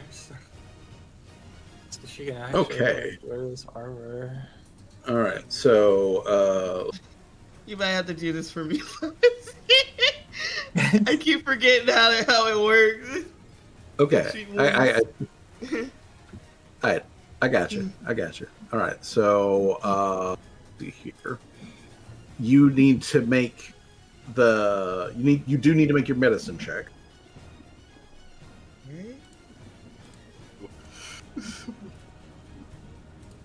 All right, that is good for a success. And I rolled a What? 3. That's crazy, yeah. Yeah, Yeah. yeah. That is a And- success though. So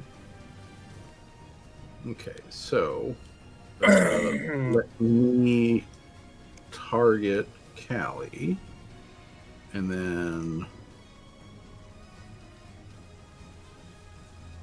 bip boop, and then you should be able to click apply healing. Apply healing? Okay. Yeah. Hold on, I keep selecting. Okay, apply healing. Alright. Nice. Back in green. All right. Okay. At least. All right. I think that's all my actions. Dr. Tremors is Yeah, still yeah. kind of spasming, I imagine, like in his pocket from the Yeah. electricity. All of his hair is now Yeah, standing he is- up on its ends. Why do I He imagine is- him just going, fuck, fuck? is- Yeah. He's like, He is just. He is letting out. He is letting out a Like- fuck. like someone with really in- severe Tourette's or something. Oh yeah. Yeah. In a nice okay. way. In a nice way. So yes. All right. So, Mushroom Lady moves forward and slaps on the big Band-Aid on Callie. Callie, it's your turn. Dr. Tremors is not having a good time, but he's still kicking. Okay, well, I imagine it's 100 feet in the air, so not many of my things can even hit that high, I think. I think the only thing that could possibly hit is the bomb launcher, but even then, I'm not sure. Oh shoot! Did that? Pardon me. Enfeebled. I clicked on the wrong. I'm still clumsy, though. It's incredible. Is my sound not Incredible. working? Uh-oh. I'm evil because of curse bound. Curse bound. Mm. Oh, yeah. What the fuck? Yeah, because she used her special ability.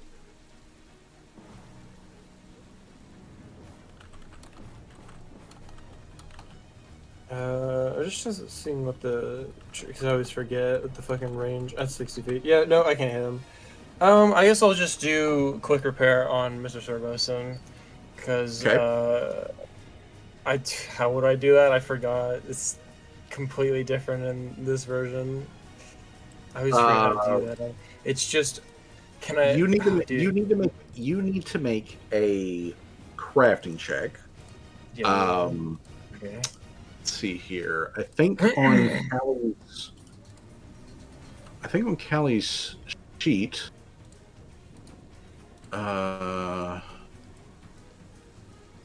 You should have. Should be on the. It should be on your like feats quick repair.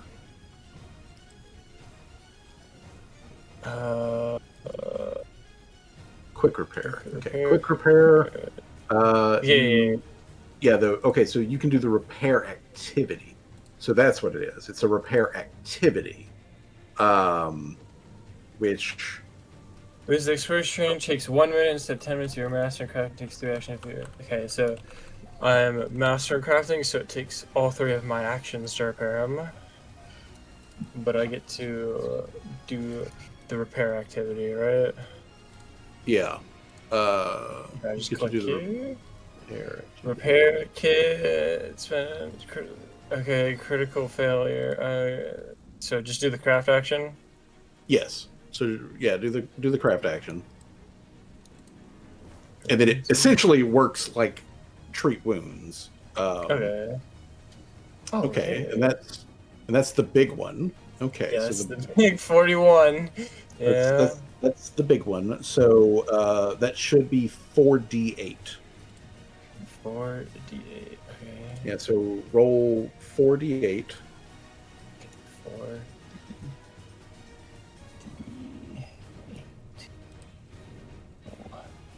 Oh, hey, No, Alcantar. plus Hi, 4. yes, we're playing Pathfinder. We're fighting a dragon, 4d8. actually. 4d8. Okay. The dragon is currently hiding in the clouds in the rainstorm. Like a coward. They, they killed the humble bread shop owner, John Breadman. Yeah, the bread shop owner, he's gone. He's toasted. Like his bread. Yeah, lightly baked. You gotta electrocute it, dude, bro. I don't feel, you know. There's a I mean, I would Bro, say it's dynamite. fried, but there was no oil. Yeah, he got air fried, bro. It was like he The air went out literally like- probably, dude, the air probably liquefied, bro. Got shot with Okay. fucking plasma, bro. he went Yeah, out there was a wrong. plasma blast, and unfortunately, John Breadman is dead. You mean burnt and So, toasted? Burnt. He is toasted and ghosted. That's Um, I'll have with Mr. Service's quick into action. I'll have him. Can I have him do like a perception check to see if he can spot where our dragon is? Yes, he can do an active perception check. Okay. What? Oh, okay, hold on. The, what is it? When it's not letting me. Hold on. Okay, do a perception. No, perception, please. Thank you for the 100 bits. Oh my gosh, thank you. I have some bits, don't know why they do. Okay, 22. Oh, Okay. damn. That's wait, what was it? 20? Can I reroll that? That's not great. That's like a 4. If you want to use the hero point, sure. Yes, I do, because I don't think that will be good enough to spot her. That's going to be a big no. Yeah. That's still gonna be a big no. Oh, that's at one 23. better. Oh, whatever game. Fuck off. Oh, okay, so that's Callie. All right. Any other actions? Before we move on?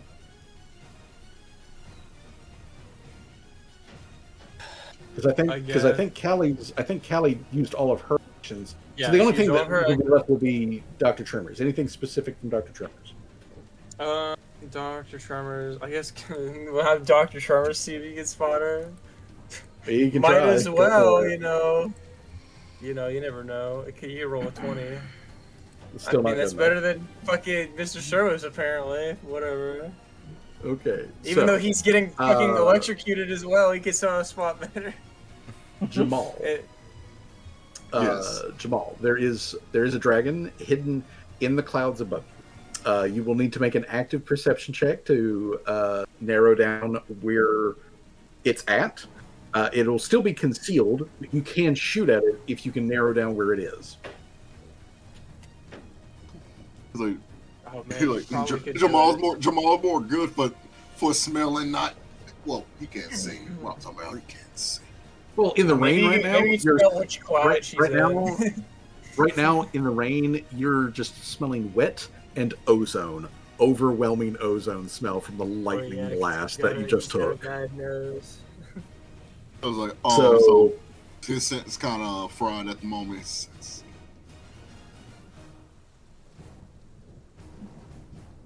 I mean, it is raining. Also, oh wait, you say perception? Yes, Isn't that perception like to narrow down where it is.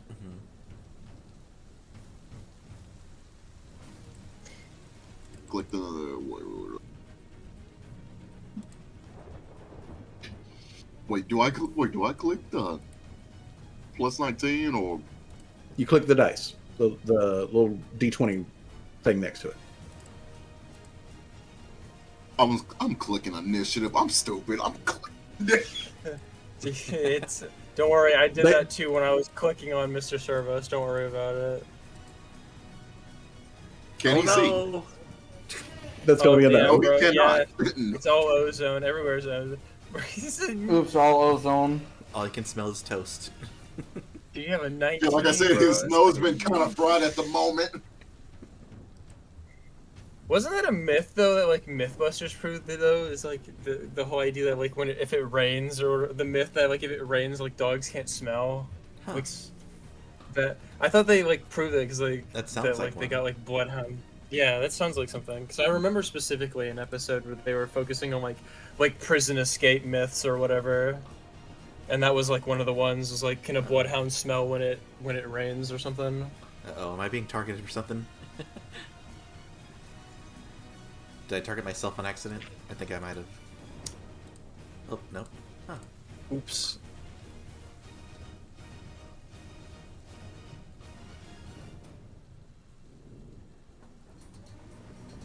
Okay. All right. All right. So, Jamal. Hey, Ariel. you don't Yes. you don't know where the dragon is, but you do still have 2 actions left. What would you like to do with your 2 actions? One of those actions will need to be reload your. Well, yeah, definitely need to do that. Yeah. So one of those actions will need to be do that. But do you want to use your last action to move or make another spot check?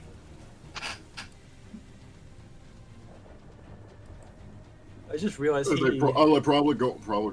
Like, can he jump on top of the building and try to at least have a better view of where the hell the dragon is?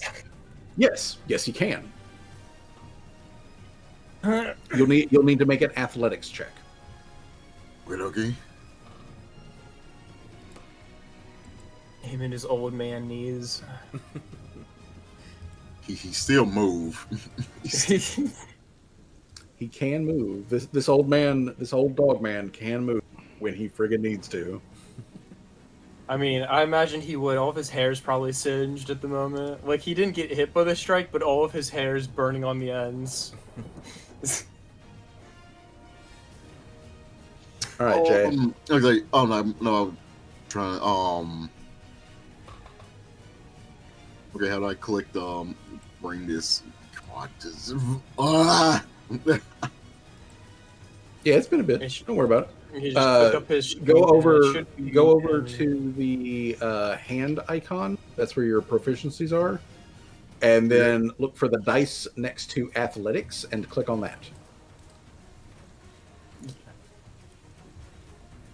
Oh my! Yeah. There we go. It's so long. No, it's There all we go. good. It's all good. We haven't done it. You okay. haven't been here in a while. It's fine. All right. So, Jay, you move up onto the awning and then further up onto the building. I would like to imagine when he did, I would like to imagine when Jamal did that, when he stepped on top of the once remnants of the stair, just crumbled some more, and just probably everybody from a distance just like, my brain. Jeez.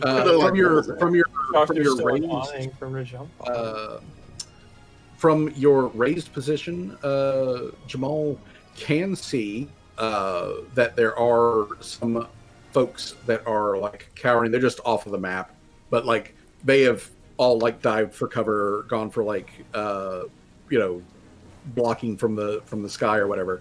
But you can see over just off the map over here, just off over here, down the main street over here. You can even that are down over here. So everyone has vacated the area. The only like regular citizen who is still here, who is still alive, is this other goblin vendor down here. He sells pots. But you get up there, and you can see people. You don't see dragon because that requires another like actual check, and you don't have enough actions for that. So now we come to Ariel. Ariel is a giant crab. I just realized the game topic is her hair and her teeth. Yeah. So you know what? She's like, what can I do As here? crabs? No. One of our players turned into a giant crab. Yep. One of the NPCs. Yeah, who was normally a fish lady. She's normally a fish lady, but now she's a giant crab. But she's a giant crab with shark teeth and pink hair. And she can also still talk. She can also still speak while she is in crab form. Which means she can also do her spell casting. So, let's see here. Is there anything that she can do that can Welcome, General Psyduck. help out? Okay. Oh, it's Ducky. Ducky. It's Ducky, yeah. Hey. Yeah, it's Jade and I's buddy's Ducky. Oh. I sound amazing. Okay. All right. So, bump. Okay, that's not going to do anything. What is this going to do? Let's see.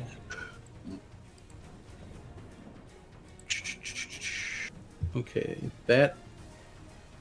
that's not going to help. That's not gonna help. Hold on. I'm looking to see what we got here. She's got a lot of spells, and they're very useful. It's just like she doesn't really have like healing abilities in so much. And I don't. Okay. I am going to have Ariel as an action. I'm going to have her make an active perception check. Okay? Active perception check for Ariel. Oh, come on, please. Oh. Oh, that's... Ariel spots it. Okay. Ariel Point. She jabs her big crab claw. She jabs the big crab claw up above this building over here. I will click on the map. Oh, okay. Okay. She's like, it's over there in the clouds. And she does look at Callie and asks Callie if she should fly up there to try to get it to come out of the clouds. Sure, why not? Yeah. Well, I want to see that actually. Okay. So, second verse, not the same as the first, but very similar. So she will use her last two actions to do her bird form. Oh, God. So she switches to bird form. So I thought she was gonna start hovering. No. She She turns into a different creature. Now she's a giant crane.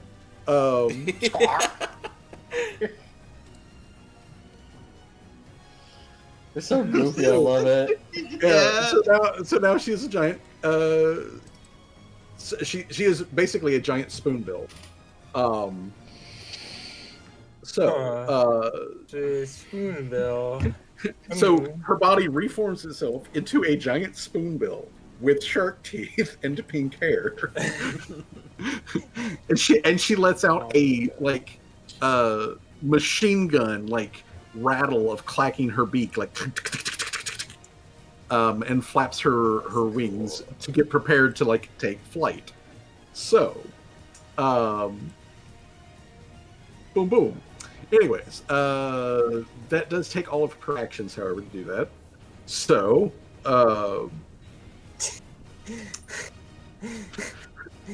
Torque is going to... God, the flying crab is so funny. Torque is going to come through the bushes. The once bushes. No, there's okay, the so stand let's took see here. the brunt of the ozone. Yeah. Oh yeah, yeah. It's a good. Oh, yeah. Yeah, the stand took the blast of it. So the bushes directly behind it, they're sizzled, but they're still alive. So let's see here. She's going to get to here, where she can now see all of the party. She comes around the corner and she sees. She never saw the crab. She just sees the tail end of the transformation of crab to spoonbill. What the fuck? Yeah, she's like, "What the hell?" Damn, what that bread shop owner put in that bread? These edibles ain't shit. These edibles ain't not shit. Okay, so her fear thing is continuing to reduce. She does not see the dragon actively at the moment. So I am going to say that Torque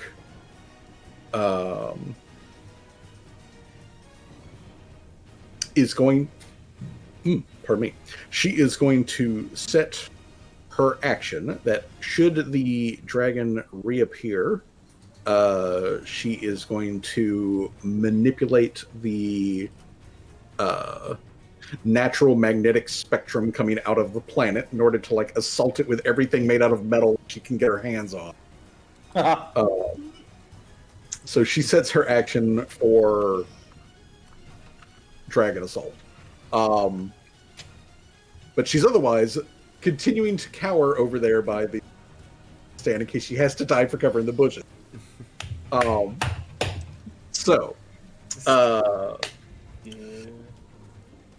Rosie, you know that the dragon is in the clouds up above you, up above this building. So, what are you doing? All right. I think Rosie would go ahead and she'll move 5, 10, 15. I think here would be a good spot. And she's going to yell. Well, I guess no. Perception check to see like where the dragon is hiding, right? Yep, you'll need to make an active perception check for that.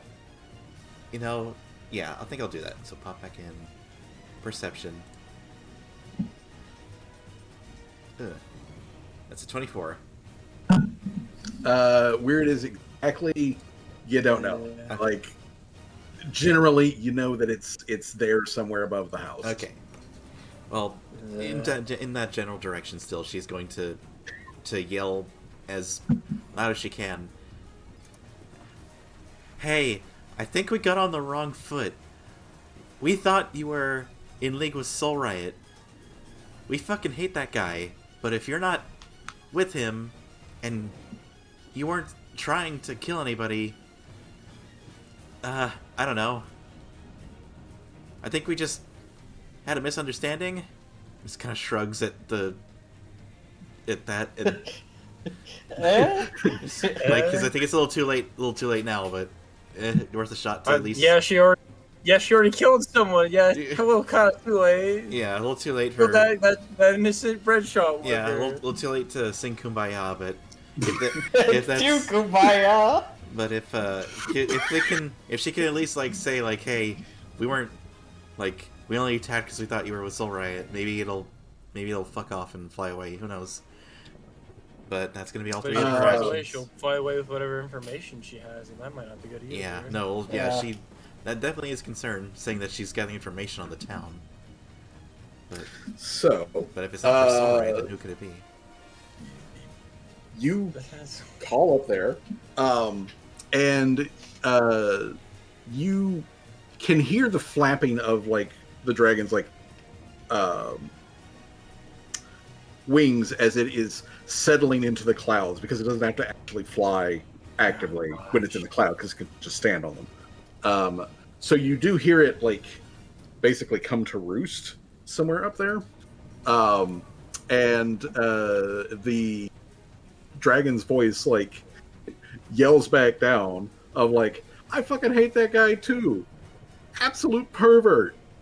If you don't like him and I don't like him, why don't we use that as a common form? Come to some sort of, I don't know, momentary peace. I'm kind of bleeding up here. And all right, Calm the fuck down. well, I don't think it's gonna want to come down when it got Seamus like waving a scythe at clouds. When it comes to my turn, I'm like, if you're not going to come down, I'm going to make you come down. Yeah, but like I said, like the dragon says that, Rosie just kind of like looks at everybody else, kind of shrugs like, eh. It's like it's wanting to have a conversation at least, but there's not much else she can do. Yes, that's all three of her actions. Yep. All right, Johnny, it's Seamus time. If I were to do like a perception check, since Ariel kind of pointed in his general direction, can I get like a +1 bonus to my perception? so I have like a general idea. The DC is lower because she pointed out where it's at. Gotcha. All right, I'm gonna do a perception check just to see to- where it is. Oh, Damn, over there. hero pointing that. Yeah. It's over there. Shit is where? God, the rain is really It's Oh. over. The Not rain any is better. coming down. The rain is coming down. The wind is not heavy or anything like that, but man, those clouds sure are moving. It's God. difficult. It's difficult to tell. You know generally where it is, but it is unfortunately untargetable directly. Now you could, if you have it, throw a area of effect up there that you know will catch where it is, but you can't directly target. Fireball. I don't have a firewall, but I do have another AOE attack. Yeah, go do that. Just do that. Yeah. Fuck, exploding earth.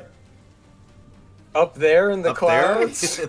Exploding Yeah, there? I can stomp a rock and send it 120 feet. Okay, yeah, Yeah. No, you know what? Fair. Yeah, Yeah, just yeah. throw a mountain at them. Yeah, you can just launch a paving stone up there and cause it to Think explode. fast, shit ass. Grenades are always the way. Okay. Probably gonna have to roll pretty high for the hit though, because it's concealed. Well, there's a mischance, because of the conceal. Okay, so, Oh, Roll is that the how attack. it works? I Well- forget. well, does no. It, does it add to the AC, or you have to roll a percentile? no, you have to roll the mischance first. That is the very first thing that we need to do. So, My bad. Johnny, Yes. I need you to roll a flat D20, so just one D20. The DC for this is a DC of 15. If you roll less than a 15, like that, then you don't even make the attack roll. But you do still throw that thing up there. So you launch a paving stone, it explodes in the clouds, and then shrapnel comes raining down on the 1d6. 1d6 of damage shrapnel just comes on down. Oh hey, it's yeah. Okay. Jeez. Okay. Oh. And that's it. That's all I can do. Okay. Fair. Okay. Fair enough. So, Nice. oh my god. So, now we roll around to her. She's going to try again to stop the bleeding. Ugh. She does not. Yes. That was a nasty cut. That's Josh right now. It's Josh right now. Yeah. Yeah. It is a nasty cut. It's got pustules in it. You guys can hear the telltale sound of metal straps on leather, as the dragon starts fishing around in its purse. What? Oh no, we gotta stop that. Yeah, it had like So- a backpack on it. Yeah. Yeah, so the dragon, Dang, I the should've dragon messed with that. has saddlebags. The dragon uses its action to draw forth an item, and it then uses that item. So it does that and item activation. A glass vial. Rosie can see this the most clear because she's the closest to it. But a glass vial the size of like a Arizona iced tea can comes falling out of the cloud and hits the porch like area here and shatters. But then you hear the dragon say from wherever it is hiding up there in the cloud, you hear it go, listen, I made an error coming here and checking in on you guys. It wasn't my intent to engage with you violently, but when you threw fireballs at me, I felt I needed to defend myself. So, here's the thing. How about we calm it down a notch and I just leave? You cool with that? I've got some stuff here in my pouch. I'll just leave it for you. We're robbing the dragon! Oh, hell no. Callie looks at Seamus and is like, but, I mean, couldn't we just get all that stuff anyway if we killed her? Callie, you wanna That's you wanna true. walk up there and fight the dragon? Go ahead. Killer. Well, it also begs the question too. Hold on. Callie may have a point, but the other point is too. We don't know who who Radon graphics cards given the information to. So I mean, as far as we know, this could be just somebody gaining information, spying on us, and then giving it to somebody who's trying to work against us. So as we know, I don't trust that shit. Hell no, Well, they did say that Silverite is a perv and they don't like him, so... Well, they could also be exaggerating. That could be like the whole shtick of like, oh, maybe they will believe me if I say that he's a pervert. Like, it's. I mean, even they're if being a little, yeah, like they're being a little, you know. even if they What? said that, they don't have to just be working for Soul Riot. They could also be working for some other unnamed shadow party that's looking up at us. Shadow. we also All don't know very if she- true. We also don't All know if very she's true. lying or not. None of us have. That is true. You don't know if she's even lying. We don't know if she's lying. We don't know if she's telling the truth. All we know is somebody's spying on us. They decided to, you guys are lower than us. I'm gonna just do this. Realize that we've got teeth. Like, oh fuck. Okay, I gotta be serious now. Yeah, no, they were just gaining information. They would have just fucked off. All right. So, the dragon has drawn an item and has used that item. So, for its final action, you guys hear it do like wing flap, and it takes off. And you guys hear it fading into the distance as it makes its full movement rate of 140 feet away from you guys, staying above the clouds. But as it does go, several small items do fall down from the clouds in a vague trail that leads towards the north. Candy. Hold on. Northeast. So the dragon is leaving towards the north. But it leaves some stuff behind as it goes. And I assume that you guys go pick it up. I assume that happens. This is such a trap, dude. Like, what the fuck? But yeah, no, we are taking the candy. Okay. Taking the Shadow. All right. So, the dragon fight is effectively over. Damn, we could have taken her. We could have taken her, man. In a Why fight, did you right? have to go and scare her off? Yeah. Callie, we're a I little will help. strangle You're gonna you. take I will it. strangle you if you say that again. We're not here to fuck everything that's got legs, okay? Hey. Rosie wasn't trying to fuck that dragon. She was just more like, hey, we don't need to fight to the death if we don't have to, you know. It seems like... Well, we weren't fighting to the death. We could have taken her. And In a speaking fight. and speaking of everything with legs, It's as technically one long things leg.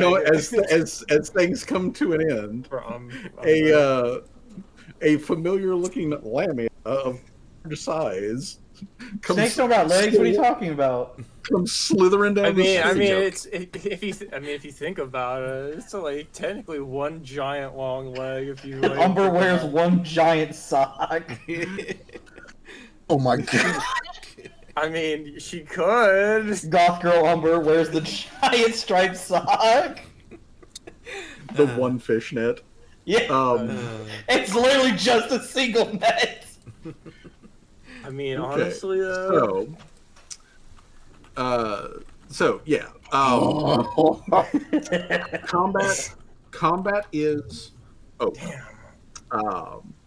So let me end the combat.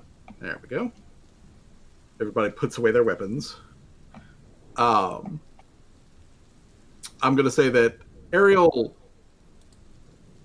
flies as a bird up into the air, and she does a little circle that actually the dragon is literally gone. So once that happens, she then switches back into her humanoid form. But yeah, she's like, hey, yay, it is actually gone. Wherever it went off to. But yeah, so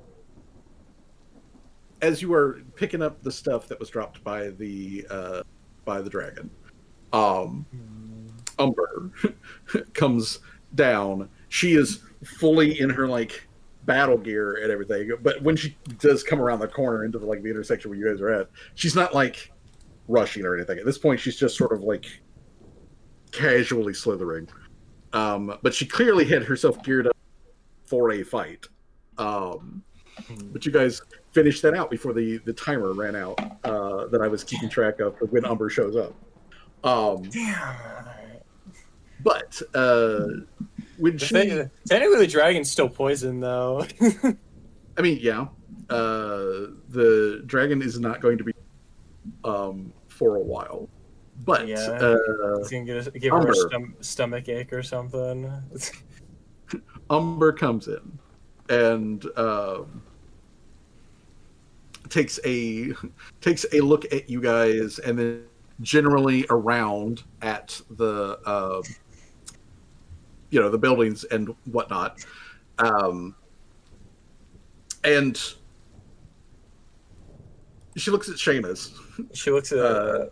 I had a thought in my head where she looks at the broken down stand and the electrocuted guy, and she's like, "Damn, and I liked him too." This is what she says out loud.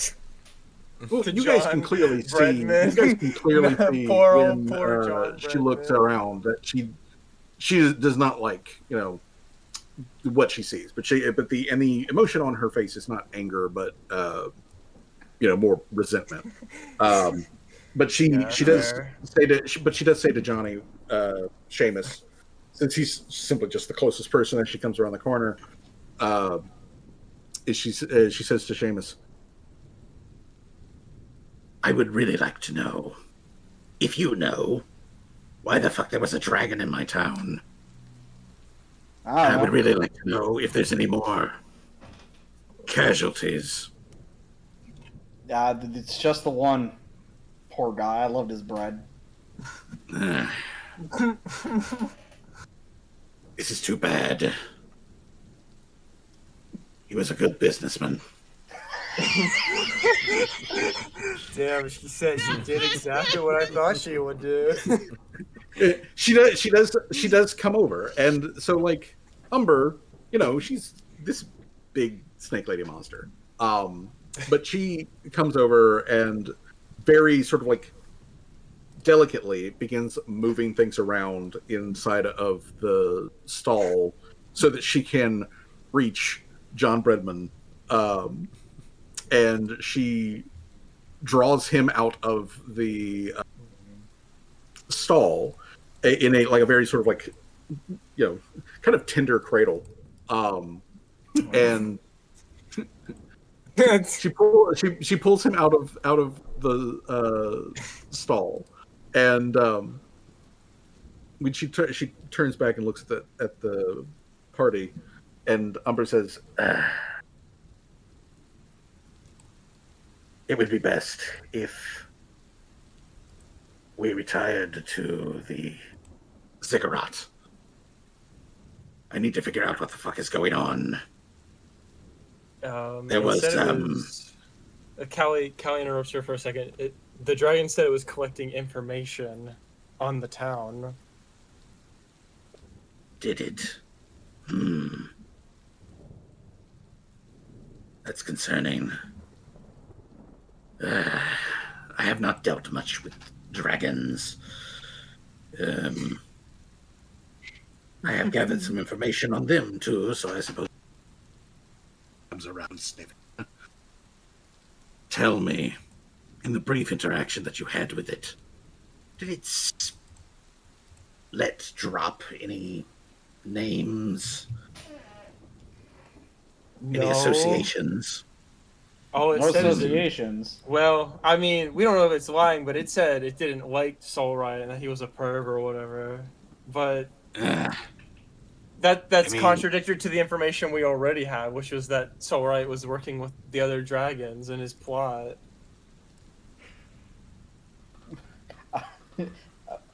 I was gonna say Jamal Jump will catch you. I was trying to get down. The game would not let me get down.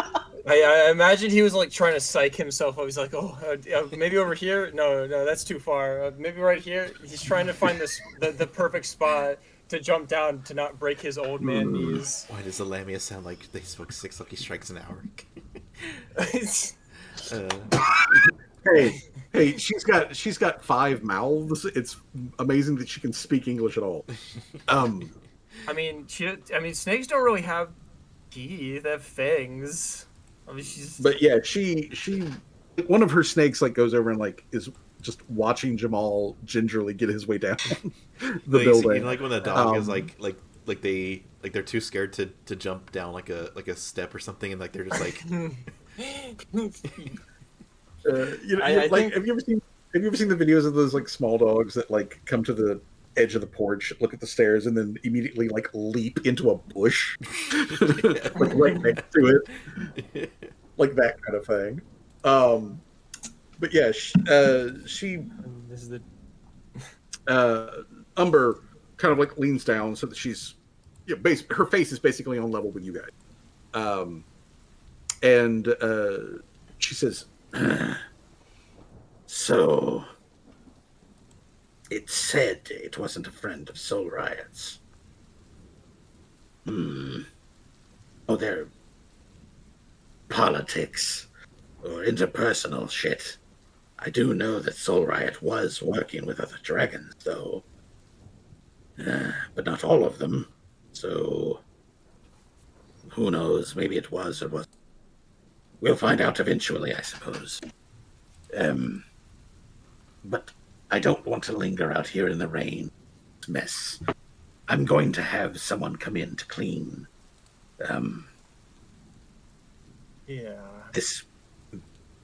This vendor stall. It won't be good for, the. What is the word I'm looking for? Morale. That. It won't be good for morale for the town to have a wrecked stall here where everyone got breakfast.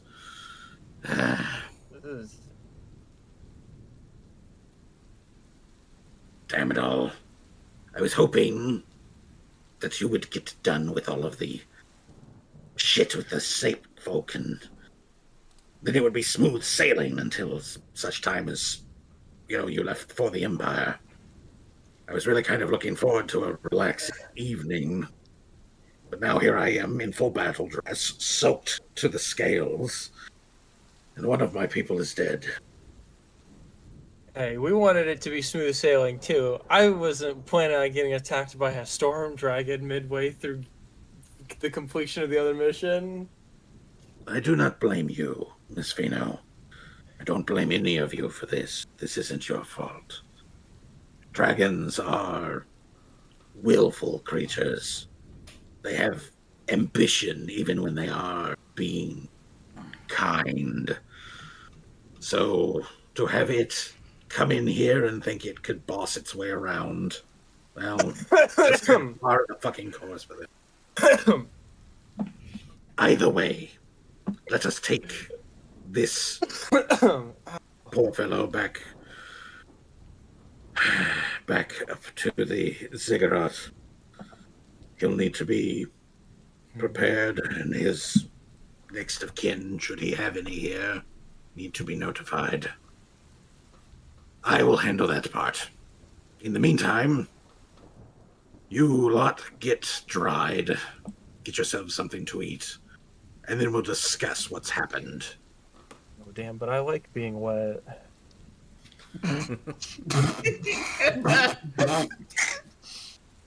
So long as you don't stain the furniture, we're good to go. At which point, Umber does kind of like swing her top end over so that it's closer to Rosie, and she does lower her voice like a little. But she does like specifically ask like Rosie if Rosie is okay. Yeah, she's okay. They didn't harm a single hair on her head. It's fine. Callie looking all singed, like probably like looked like she was in an explosion or something. The middle of an explosion. Rosie was in the middle of like checking on Torque and making sure she was all right. Torque is slowly running out of the fear effect, but she otherwise okay. She still has some like loose twigs and whatnot inside of her curly hair. She's trying to like pick out, and when Umber shows up and then swings around to like look at Rosie, you do see Torque kind of like lean back a little bit from Umber, as Umber's like big ass head comes swinging around. Yeah. She does like lean back a little bit, but like she is mostly fine. Although as like Umber was like making her way over, she was sort of quietly telling Rosie that she is very embarrassed about that whole thing. That's not not normal for her. She's sorry about that. And Rosie will just embrace Torque and give her like a little like forehead tap with her forehead, and casually like mid embrace pluck another twig out of her hair, and then she'll turn back to Umber's side, and she will say everything otherwise is okay. It did say it was gathering information, like Callie said, but I guess it remains to be seen whether it was really for Soul Riot or not. As I said, it'll probably find out sometime soon. And she does like lean in to give Umber a embrace too. Since Umber's hands are otherwise busy holding the body of John Bradman, a couple of her hairs kind of like coil around Rosie to give her an otherwise loose hug, but like Umber tries to maintain her like professionalism. Yeah, she like it's not like a full on like like swooning, just more like a pat tap. You know what I'm trying to say? Yeah, especially when especially holding the venerated hero John Bredman. Yeah, poor John Bredman. He will be remembered. He will be remembered probably into the second campaign. Probably. So what if that's where the second campaign starts? We start at the beginning of John Bredman dying, and that's like important to the plot or something. We do like a whole free run. Somehow it's a canon event. Or do the whole free run thing, like where there's like a statue of him. Yeah. Yeah. Uh, So yeah. Anyways, the party and Umber then head back to the ziggurat. So I'm going to move us back over to the main map here.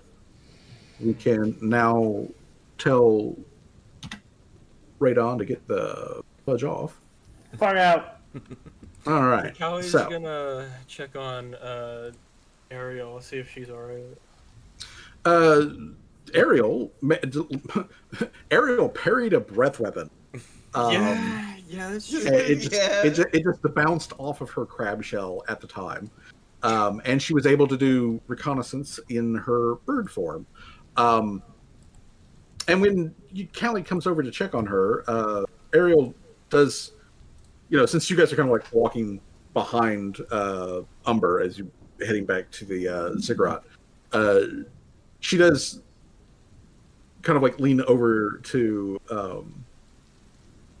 Callie, and Ariel says, "Hey, I know that all of the weird stuff has happened in the very, very time period, Callie, and I know that you told me before you were uncomfortable with shapeshifters for very valid reasons. I hope seeing me pull out the big claws wasn't disturbing to you." Callie looks at her and is like, "No, that was cool as fuck." Oh, She I says that immediately. No, that was cool. I thought you were gonna I thought she was gonna fly off, and then she kind of starts mimicking the actions with her hands. Is I thought he was gonna take off, and you'd grab his leg or her leg or something and pull her down. All this cool stuff. I certainly thought about it. I certainly thought about doing that, but the only problem with the big crab body is that, especially here, on the surface, the reaction time is actually a bit slow, but the thick carapace of a crustacean like that is very when the dragon did its lightning breath thing, it skid right off. But for a second there, I thought I was about to be a fried crab. So I'm very glad that worked out that way. Well, there's someone who got hit with that blast. Yeah, it was not a fun feeling. So it's probably good that it did bounce off the armor. Yeah, I am happy for to not be damaged. I'm not happy that you got damaged, and we're going to have to definitely run a brush over Dr. Tremers to he's still he's still having some aftershocks. He's shivering with a bit. He's having a couple muscle spasms here and there. He is a cartoonishly electrified rat. But occasionally there's off of his whiskers, which are all and crooked. But yeah, she talks to Callie about when the opportunity presents itself. She's got some brushes and whatnot that can be used on Dr. Trimmer to smooth out his coat and stuff like that. She does a lot of animal. She does actually a lot of animal care. So she knows what she's talking about. Interesting. But otherwise though, damn it, I'm out of water. She also mentions that she was very impressed, to see Callie in combat action like that. She said, according to her, I didn't get to do much of that last time. She was expecting Callie to be more like a spellcaster, kind of thing, not a like frontline battle technician. Like that was not really what she was. Um, uh, also, Well, I mean, I also got she's one. very impressed that like your dad was able to like take a bit of a beating from the dragon and all that. Oh yeah, no, he's died a few times. Don't tell him Oh. that. Yeah, several Yeah. times, in fact. I still can't believe. I mean, he, even like, though he probably shouldn't have died because his health should have been like twice of what it was when he did have it. But whatever. Ah, it's fine. Callie also says, Thank "I you. can cast a spell. It just frightens people to their core. Oh, like the dragon push? There's sort of like that, yeah. Except the dragon kind of makes you scared of them. Mine's more like it fills your head with doubt, Oh, and That's- you start to that question is, whether my question whether or not I am capable, or whether or not they're That's- capable and whatnot. that's Sorry. an interesting ability. Where does that come from? I don't know. It just happened one time. It just happened one day. Callie says, one day I was feeling a little extra evil, and then, I don't know, I felt this aura kind of like seeping out of me. Eh, And noticed Dr. Tremors was scared, cowering in the corner, so I just assumed something happened. that's I don't know, Kelly. That sounds might be something you like maybe want to speak to a priest about. I don't know. I mean, I would, but it makes me feel so powerful. I don't know what it is. It's like, it's like, I mean, threat displays are very common in nature. I mean, it's not that weird. It's a little odd for it to happen like that. But you still, like I know a good bit about some kinds of magic.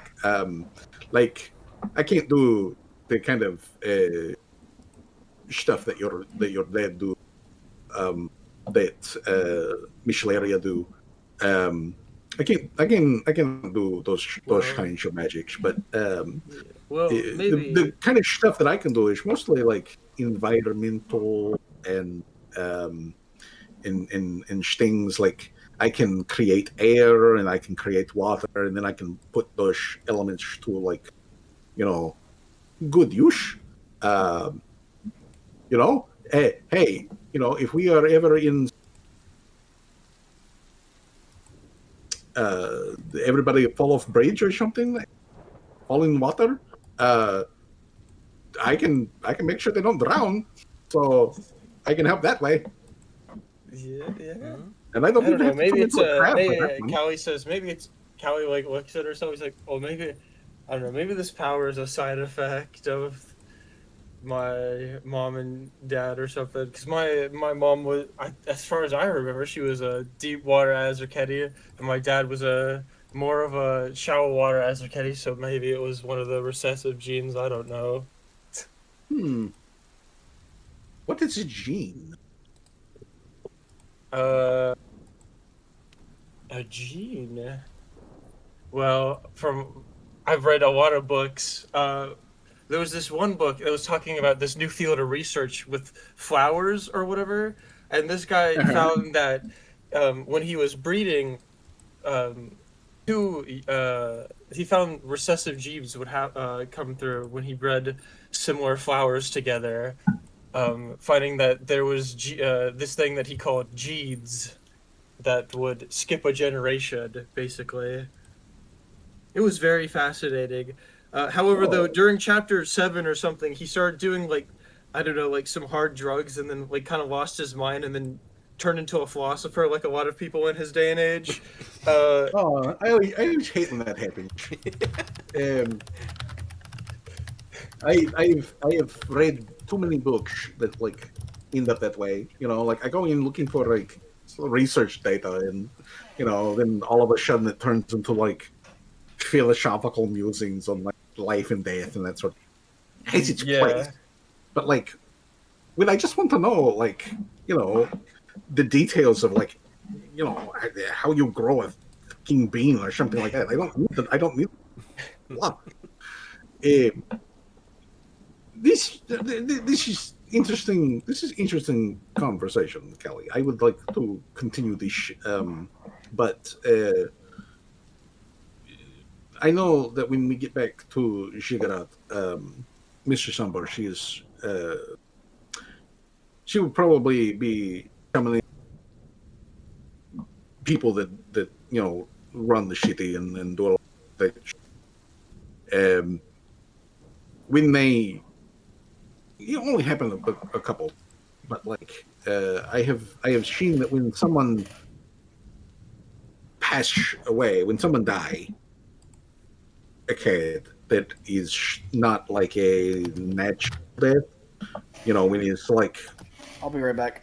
when it's like crime, like the violence or the that sort of stuff, which it do happen, but not a lot.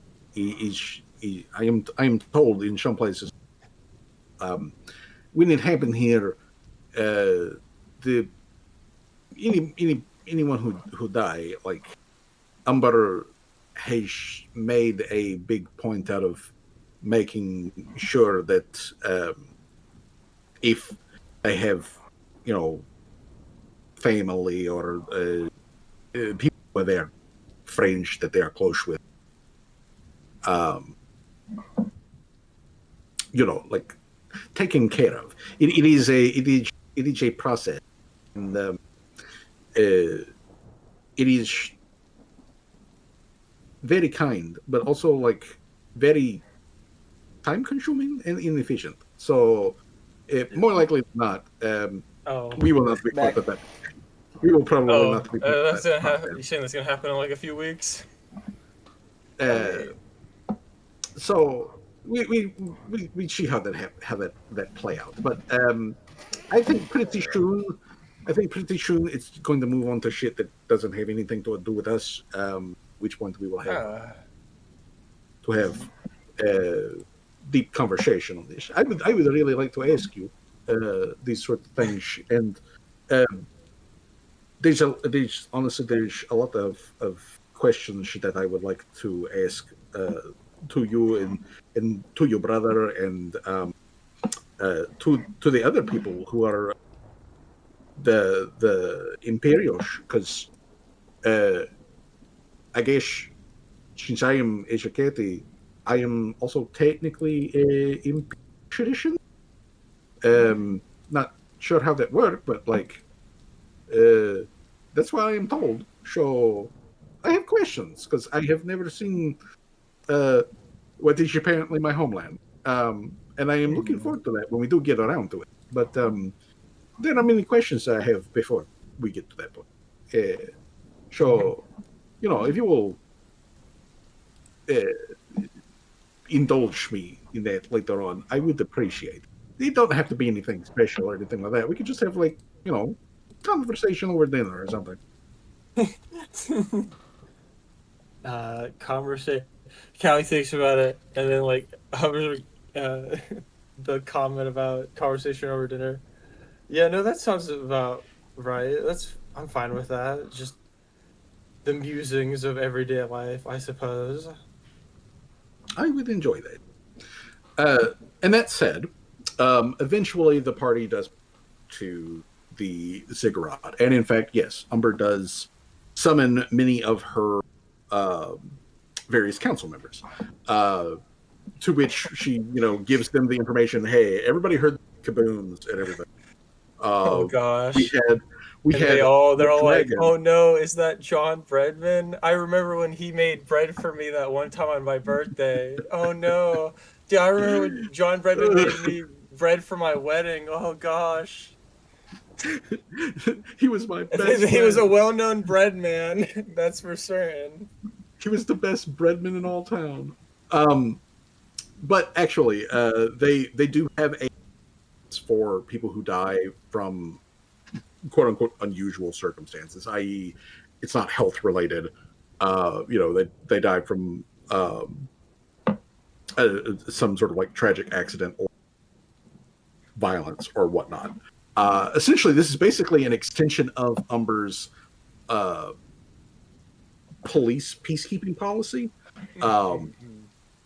And part of that is making sure that like victims are reimbursed, which she explains to the party. Like the reason that she does this is because since all of these people are basically here of their own free will, most of them are recently former abused slaves. A lot of them tend to react very like poorly in these sort of situations.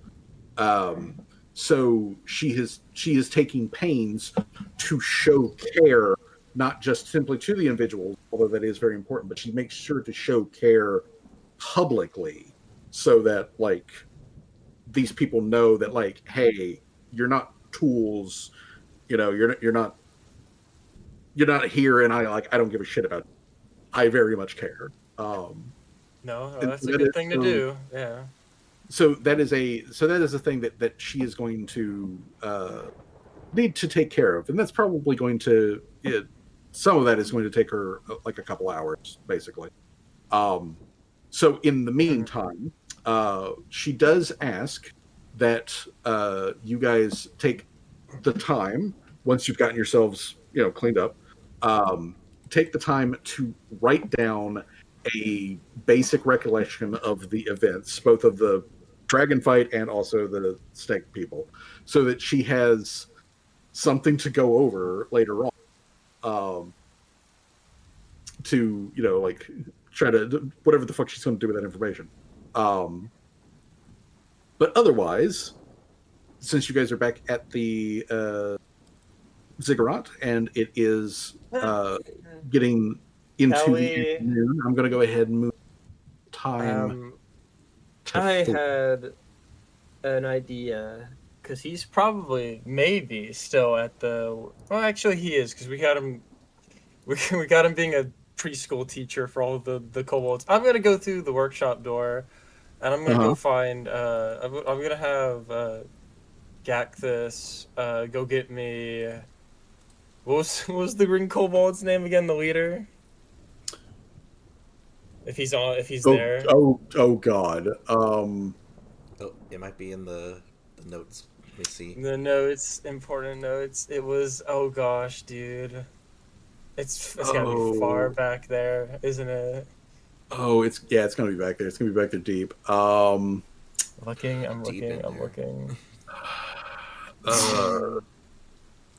You drew a picture of it. Vindig.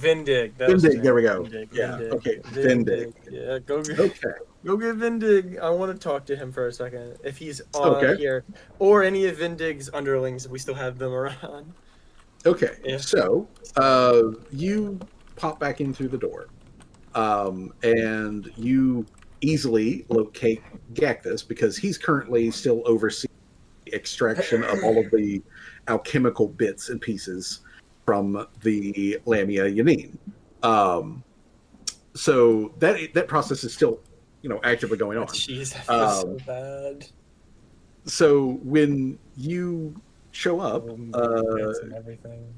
Gacthus is just like, yeah, I saw that guy. Give me a minute. I'll see if I can track him down. So Gacthus goes and tracks down Vindig, and Vindig shows up to talk to Callie. Vindig, because it's been a little while since he's been on screen, he is a green-scaled, swole kobold. Well, he's a swobold. Just call him a swobold, man. Yeah, he is a swobold. He is a swobold. He is a big, strong kobold man.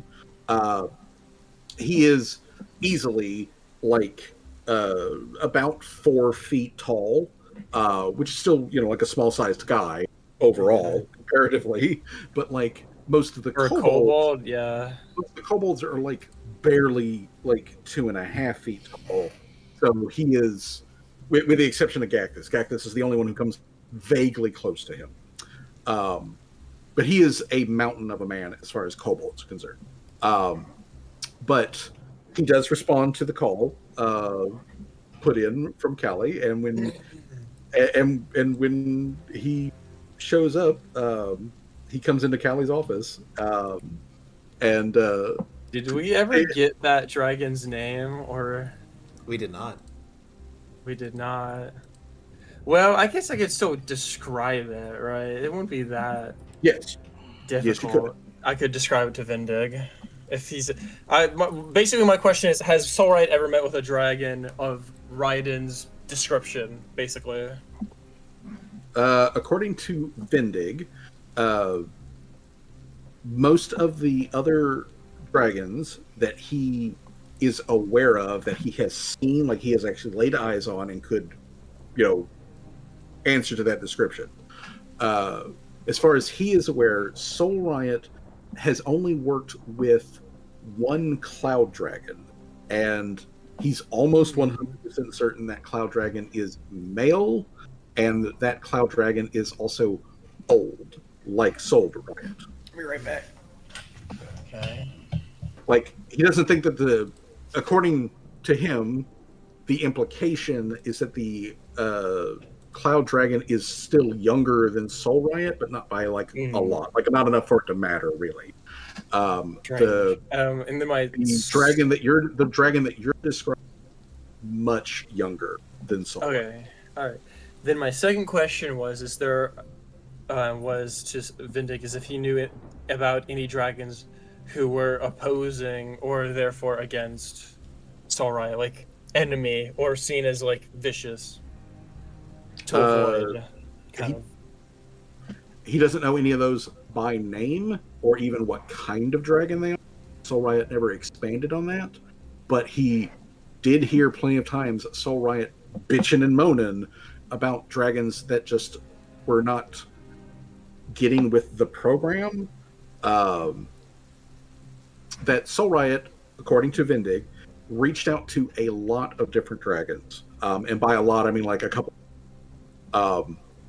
That he wanted to work with. Roughly half of them seemed conducive to doing that and helping him out with whatever his overall great arching plan is. Which again, Vindig doesn't know what it is. It just has something that's important to dragons as a whole and to some great plan that Soul Riot has been working at for literally hundreds of, if not thousands, of Cabal generations. So he does not know what the specifics, just that it is it's dragon business, quote unquote. It is very important to Soul Riot, and he is willing to lie, cheat, and steal, even with the other dragons, to get them to go along with it.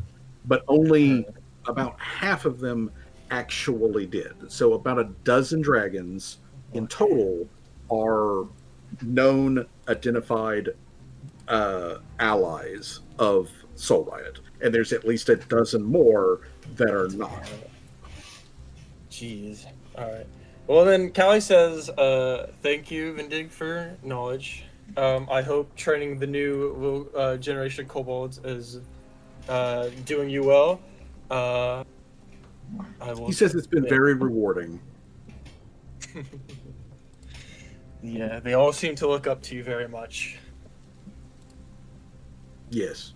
And come breeding season, it'll be even more. Damn.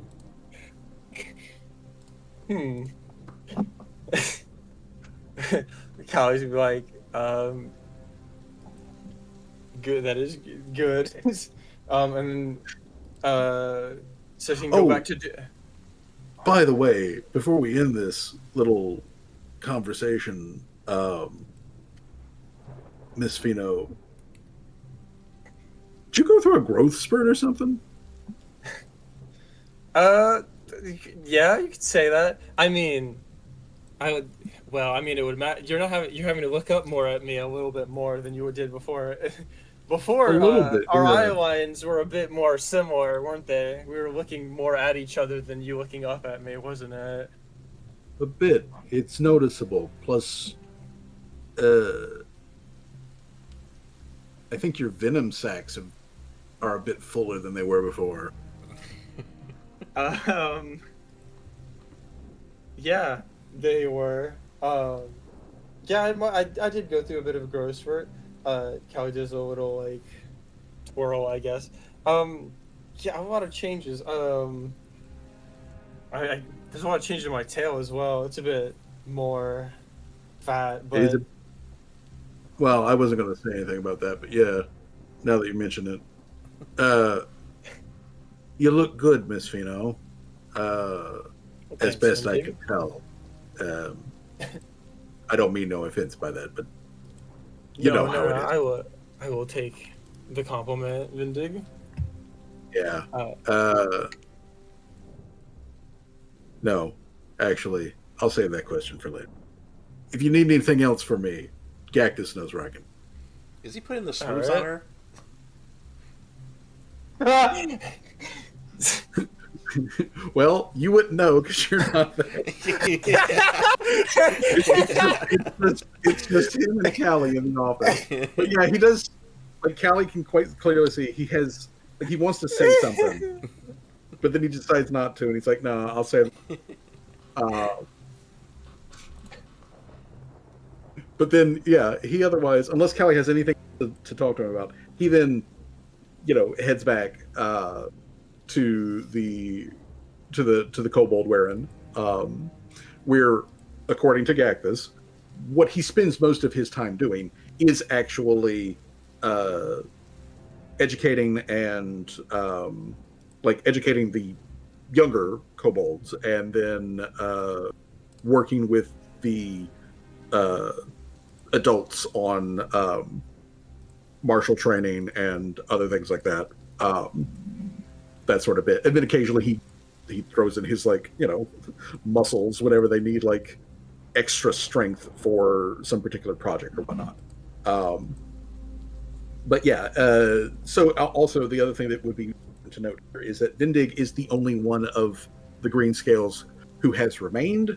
The other guys, as their payment contract time ran out, Yeah. they have gone back to rejoin with their clan. Vindig is technically getting paid a salary by Gacthus to remain and teach and do training. So Gacthus is actually the one who's actually paying him to help out. Gacthus probably got his ass kicked and was like, "Yes, we need this man. Train, have him train our kids. They'll be unstoppable, bro." Yeah, Vindig is just so that you guys know, Vindig is a level 4 kobold warrior guy who is cranked for a level 4 kobold warrior guy. He can take the Kolos in a fight if he had to. And Gacthus, bless his little lizard heart, he is a level 3 character. So Vindig outshines him a little bit in basically every single aspect. So he's aware of the fact of this guy is pretty good at what he does. His knowledge and talents and whatnot would be useful. So it's worth it to keep paying him a small salary essentially to stick around and provide those benefits to our people. Even if it does make Gactus feel a little I've been reduced to a middle manager, but hey, long-term benefits. But yeah, so anything else Callie want to do while she is in Casimir? We need to inspect the items she dropped, don't we? Yes. I was trying to remember. A thing. I was racking my mind. I was like, "There's a question I want to be asking here, and it's really important." And I was and it just came back to me. I was like, "Okay, yeah, that's what it was." Yeah, no. Okay. Just see what the maybe just to see I would do obviously inspect to see what they do and what they are, but also see if there's any inspecting marks that could maybe help me locate where this dragon fucking came from. Okay.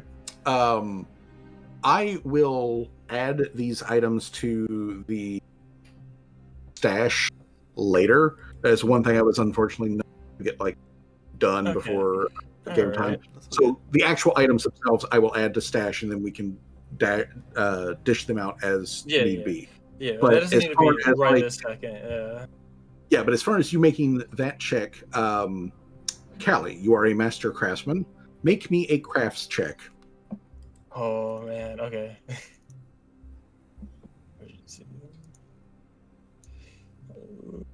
31. Okay, that's a really good one. All right, so looking through this, there is a small handful of coins that were part of the stuff that just rained from the sky when the dragon fucked off. These coins are old, and they are specifically from the Drogues Trading Company,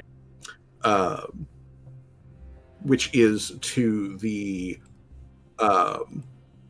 east of Umber's dominance. So that's their territory is to the east. So these are hobgoblin coins for the most part. These are, which they don't call them coins, they call them credits over there. So these are hobgoblin Oh, credits. they fancy. They call them credits over there, guys. They call them credits. They call them coins, bro. Like call them poor credits. people. They call them credits, and then they call the small coins, they call them chits. And they're in. Oh, jeez. Yeah, they're no. cubes. Get your shits away from me. They're poor copper, person. Yeah, they're copper Jeez. pieces. They call them chits, and they are cube shaped. Okay, yeah, But, I'm hating them more and more the more I find out about them. But yeah, those are all like Drogues stuff. Dude, square coins would be so inconvenient to like store in your pocket, dude. Imagine those fucking things like shifting all around, dude. It'd be poking you every day. Yeah, the way that it looks like, honestly, the way that Callie is like looking at it, she's like, why the fuck is it done like this? And then as she gets bored and she starts stacking them, she's like, oh, this is why they're like that. It's so that you can put them into like larger groups. So like 10 coppers make a coin, 10 coppers make that. It fills a grid. Yeah.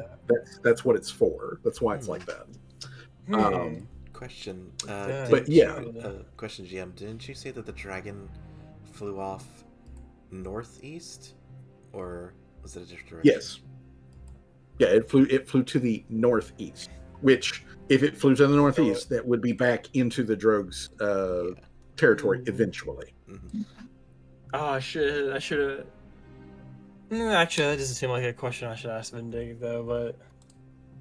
But Drogues Trading Company. Okay. But yeah, Drogues Trading Company is where all of the coinage is very specifically from. Then when you're looking at the items in question here, one of the items is a runestone. It is specifically an armor potency rune. But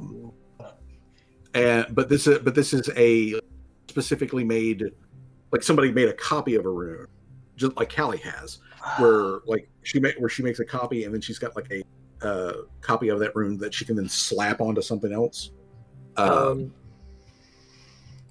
So it's an armor potency rune, and on the back side of it there is a maker's mark. There's a very obvious maker's mark. Oh jeez. And on that maker's mark, it is in dwarven runes, and the maker's mark says that it comes from a dwarf and gnome craft house specifically. Like this is basically a mass-produced runestone. Interesting. Okay. And the date on it is about 80 years ago. So this thing was printed out 80 years ago. 80? Damn. Okay. 80 years ago. That's interesting because there could be a chance that place, like 80 years that company might not even exist anymore. 80 So years. you've got 80 years ago. But it's a gnome was- and a dwarf. I mean, yeah, but, can but a it's gnome a and dwarf and a relationship dwarf. last 80 years is the question in this setting. Yes, it very much can. Okay, yeah. And if you'll give me just a moment, I'll tell you what city that is specifically located in. Okay. Oh. Let's see here. Let me open up Gnome my. and 80 years. Let me Dude, open up the map. imagine going there and you're like, hey, yo, I got this rune from 80 years ago. And the dwarf goes, oh, yeah, I remember making that one. I printed that out on my big 3D 80 years ago. They just have like a fond feeling of it. It's like they remember something from 80 years ago. Like, holy shit. You got some good memory. Oh shit, you found that thing? Tight. Okay, let's see here. I need cities. I need cities in this. Okay, where is it? Cities. Come here. Come here.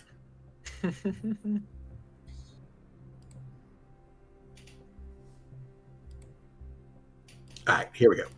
Okay, so the city specifically that place comes from is a city called, oh geez, how is this pronounced? Oh, okay, Nognod. Nognod. No. The city of Nog? City of The city of Nognod. Nognod. Oh, Callie, I imagine Callie's like figuring this out, like looking through all of her books. She's like, Nog. No, I must have said that wrong. And then she reads it back and is like, Nog? No. Who the fuck names their city Nog? Nognod. That's the dumbest thing I've ever heard. And since you guys do have access to maps of this area, via Umber, I can even tell you how far away it is. Let's see. Nog from Akkad, assuming that you're going as the flying ship flies, it is just short of 400 miles. It's like 396 miles. That's not that. I mean, that's far, but that's like. I mean, we could probably do that, but at the same time, it's like it'd be like a trip. It'd be like a whole week. Yeah, it would be a bit of a trip. The other thing that is potentially, like concerning about that is Nognod is itself only about like 200-ish miles away from the capital of the Mi'kmarches, like the stronghold of the dwarves. Okay, I thought you were going to say something like, wow, like the city was only 200 years old or something like that. I'm like, damn, this dragon's that young? Like, what the fuck? No. No, I know that's not what you said. I was just, that's what I thought you were going to say. 200 miles, though, from the capital is it's about 200 wild, miles. Yeah. It's about 200 miles from the south. It's located in a high arboreal forest. It's mostly whatever that is, I suppose. It just looks like the forest from fucking Horton Hears a Who. You know what? It's close enough to the border of the like gnome territory that like actually it probably could look like a forest from over. But the city is mostly located in there's a surface area and then there's a below ground area. Yeah, as I would expect, because they are dwarves. My question though is like specifically, is it closer to here or closer to if we were like say go back to Casimir or something like that? Would it be further away? Oh no, it's way farther. Like thousands of miles from Casimir. Oh, okay. Got it. I just Like- wanted to make Like, sure. it's In case it doable if was- you wanted to Yeah, like I wanted to get- fly from here. Yeah. yeah, if you wanted to fly from Akkad to Nod, that- bro. that would be Aw. doable. That would be I a imagine Callie's just like in like Umber's like vast library, and like Ariel's there, and she just constantly keeps making like, who the fuck names their city Nod? This is the dumbest shit I've ever heard, bro. And that's how you pronounce it in their own language. you know, and according to her, she goes over to like, you know, like the Veiled Masters, they were shit naming stuff too, but like at least, you know, like it made sense. Up here, it's fucking chaos. I don't understand any of it. But so yeah, your one other item though that does have thing on it of like where the fuck does this come from? Is there is a there's a wand, and the wand, which is filled with lightning, but the wand has a maker's mark on it that comes from a crafter in Gord, and Gord is a Drogue's trading company town. Okay, that Gord as a city name, that makes more sense. Callie's like, look at this. Yeah, this name, Gord. Yeah, I can understand that. Nognod. What the hell is it? What is a Nognod? What the hell does that even mean? You said it was a port How city? much? Gord is a port city, but like it's a river port city. Riverport. Oh. Yeah, it is a river it is a city. river That's port. cool. Yeah, it is a river port city. Nognod is a semi-underground city that is located in a high elevation forest of some variety. High fort. I've never been to a forest of this kind. And Callie's like looking at the pictures they include that are all like hand drawn, and she's like, what color? What the? She's looking at like the trees, and she's like, what the fuck color is that even supposed to be? The tree I don't looks know what happens when- abnormal. I think that's just the color you get when you mix yellow and green. Yeah, that's one weird It's ass like- tree. It's like vomit. All the trees look like vomit. How much you want? A famous guy that lived a long time ago, and they named town after him for some stupid reason. But Gord is I have heard of Gord actually. There is a couple of hobgoblins and goblins that do business here in Akkad that are from Gord. It is, if I remember correctly, it is a place where there is large concentration of goblins, which are called Charhide.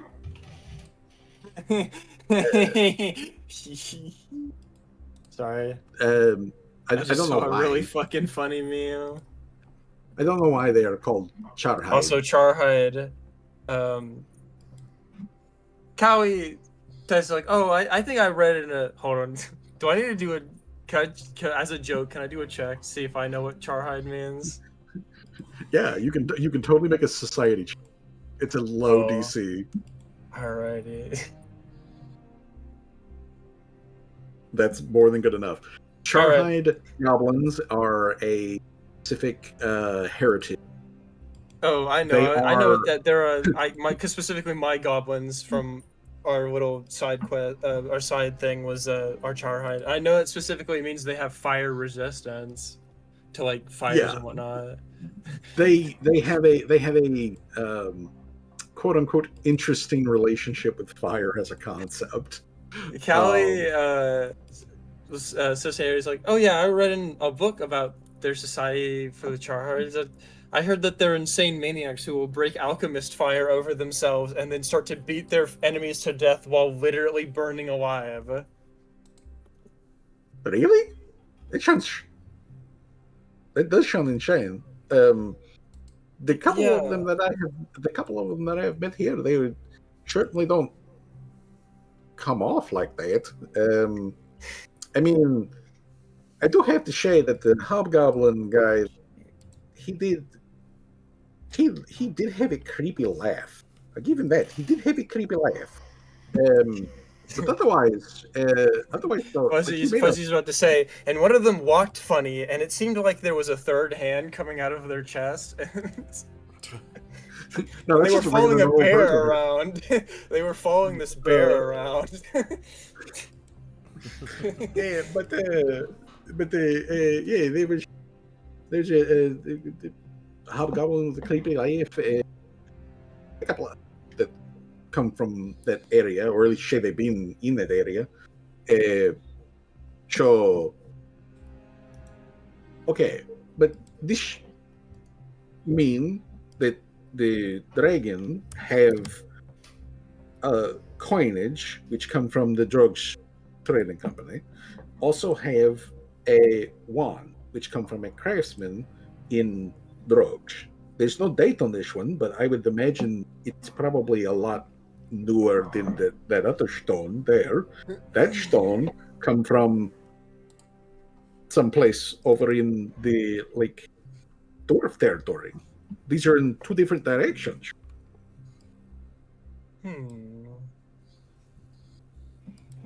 Oh yeah, I just forgot about something as well. I forgot that Callie also has psionic resonance, or read psionic resonance. I could have been like touching them with my fingers and being like, "Do you give off any like spirit energy or whatever?" It's evil energy. Let me move us real quick to the map. Okay, this map does not zoom in enough to see where the actual towns are, but in general, Nognod is here, like this section of the map.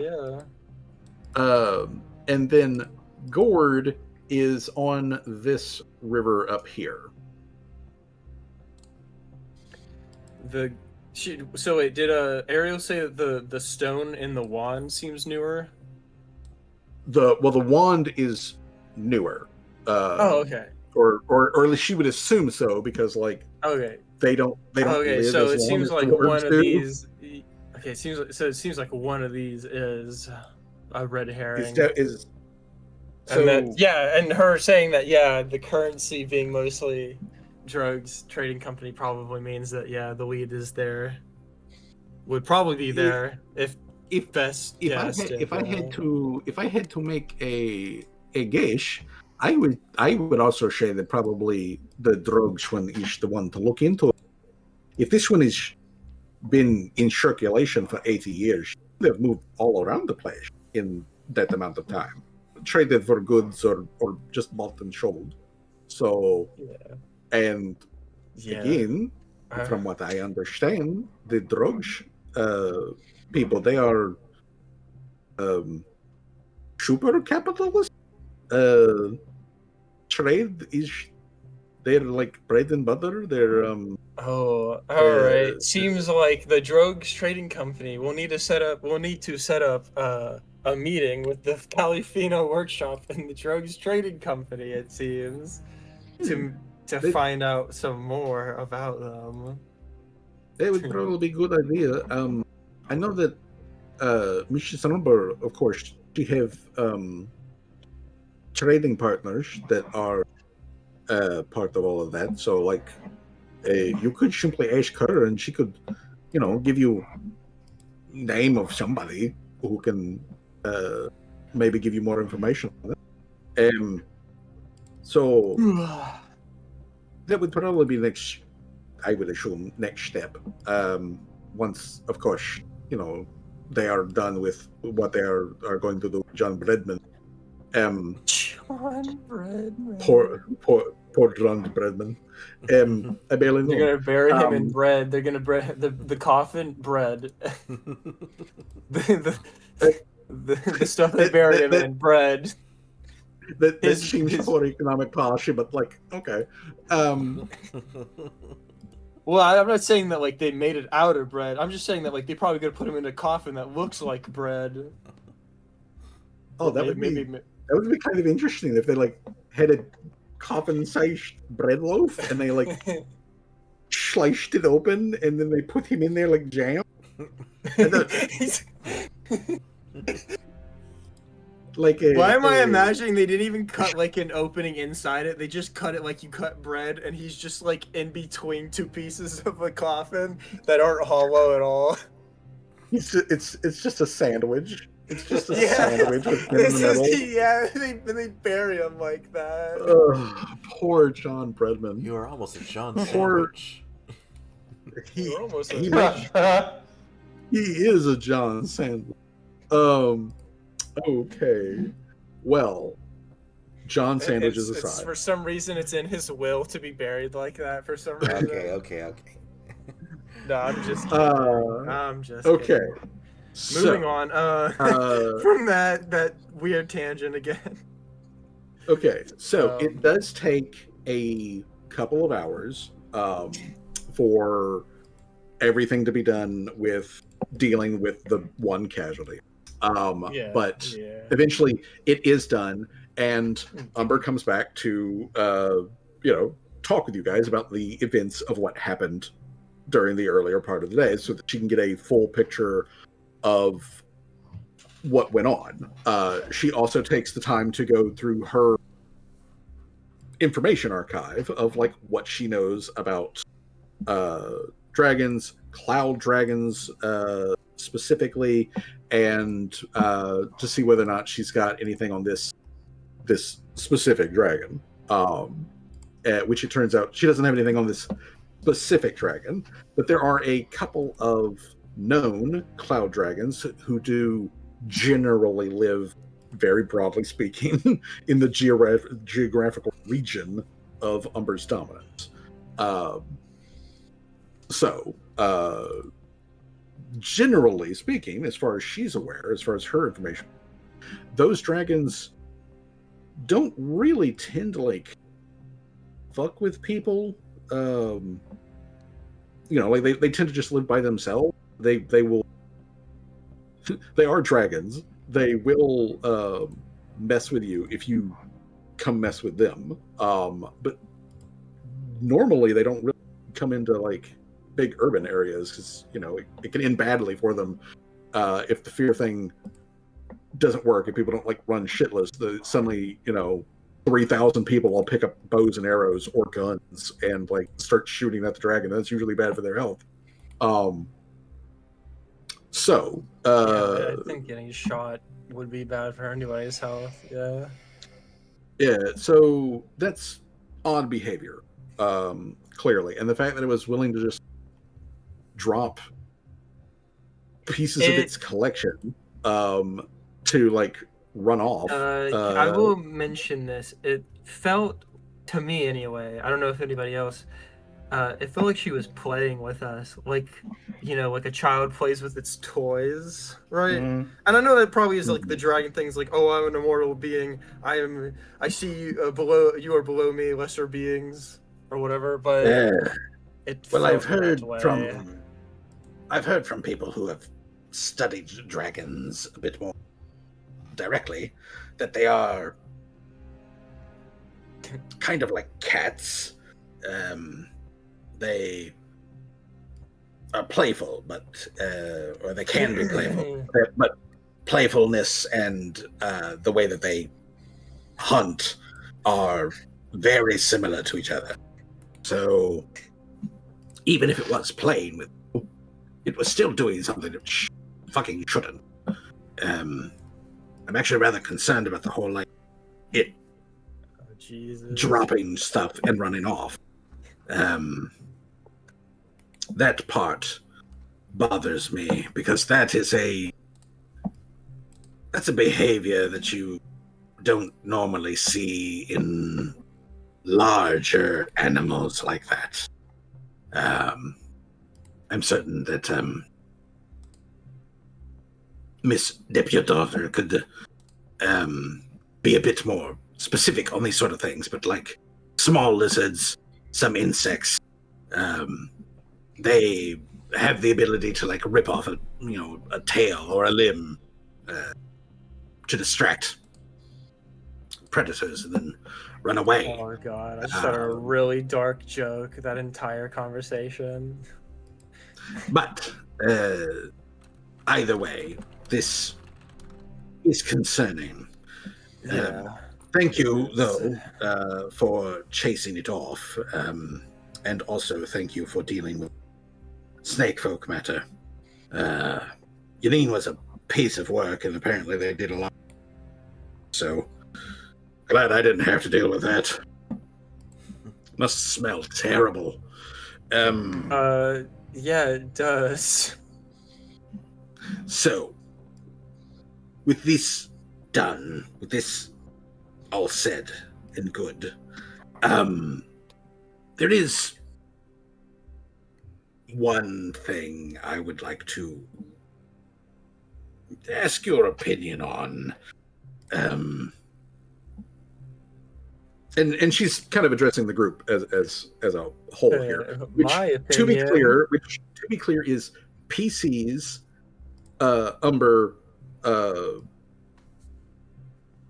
Ariel, and Torque. So that's all of you that's here. But like Umber kind of like puts an elbow like on the table, props her head up with like one fist, and she's like, so I didn't say anything about it earlier, but I wasn't really expecting you guys to show up with additional people, and while I was dealing with the casualty, and taking care of that, your other companions showed back up, and they informed me that they did actually apparently also had a strange encounter, like arches one eyebrow, and she's like, the reason that I bring this up is that, well, the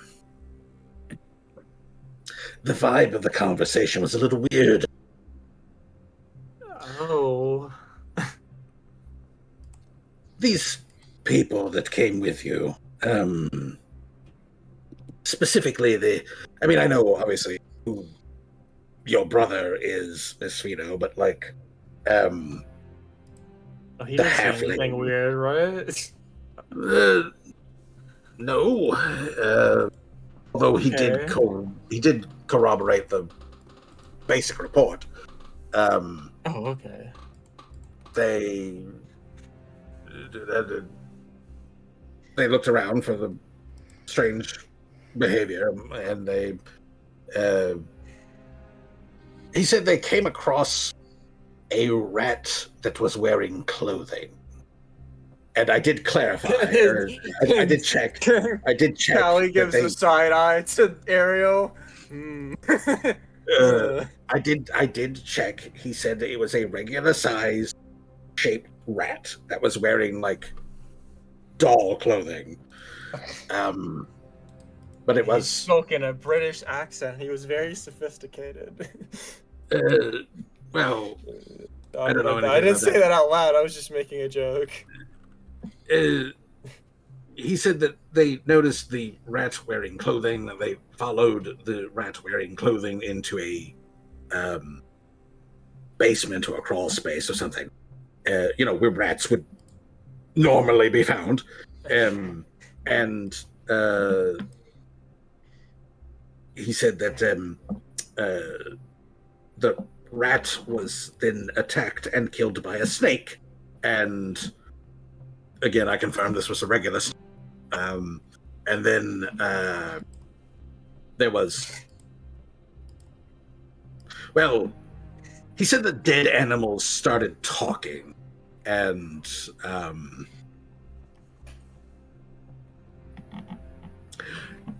I don't believe that your brother is prone to those sorts of fancy.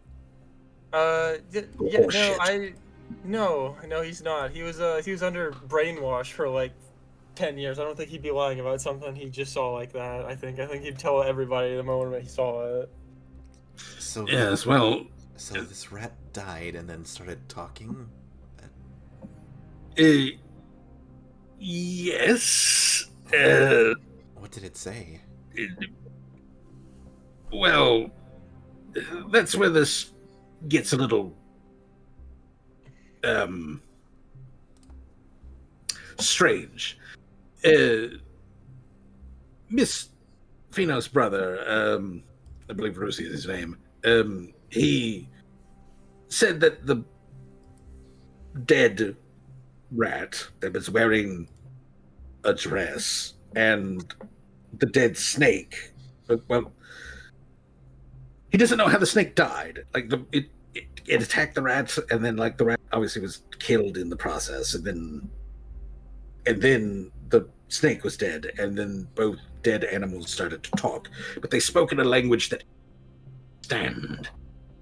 However, whatever this particular language was, which he does not know it, whatever this language was, it had an effect on your other companions, particularly the small priestess and her rather muscly bodyguard, boyfriend, I don't know, who is also a priest, I think, and I thought they were all priests. Callie just thought of it. There's something like that. They talk for somebody. If that pink Nephilim is a priest, I will eat a fucking hat. I don't know whose hat, but out of that pink Nephilim is a priest. Eat a hat. Spoke for some magical god or the other. Now the lady with the whiskers, that one I couldn't tell you. That's true. So, either way, I don't know what their personal fucking really tell me. But when they reported all of this back to me, I got the very strong vibe that they understood what was being said. Or at least some of them did. However, your brother, as I mentioned, did not understand the language that was spoken by the dead animal. But it seemed to have some sort of impact on the rest. He did mention that. And frankly, the way that they were looking at me, again, a bit concerning. Don't really know what it's all about. They didn't elaborate, and then they decided they needed to take, I don't know, a break. I was kind of busy at the time, so I follow up. So I figured I would ask you. What's up with them?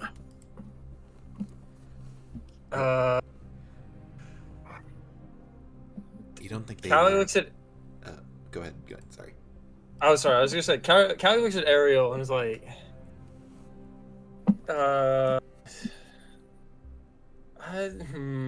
do we put this?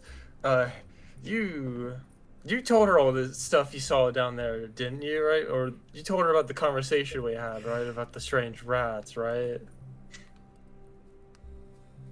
She said she's saying this to Ariel. Yes.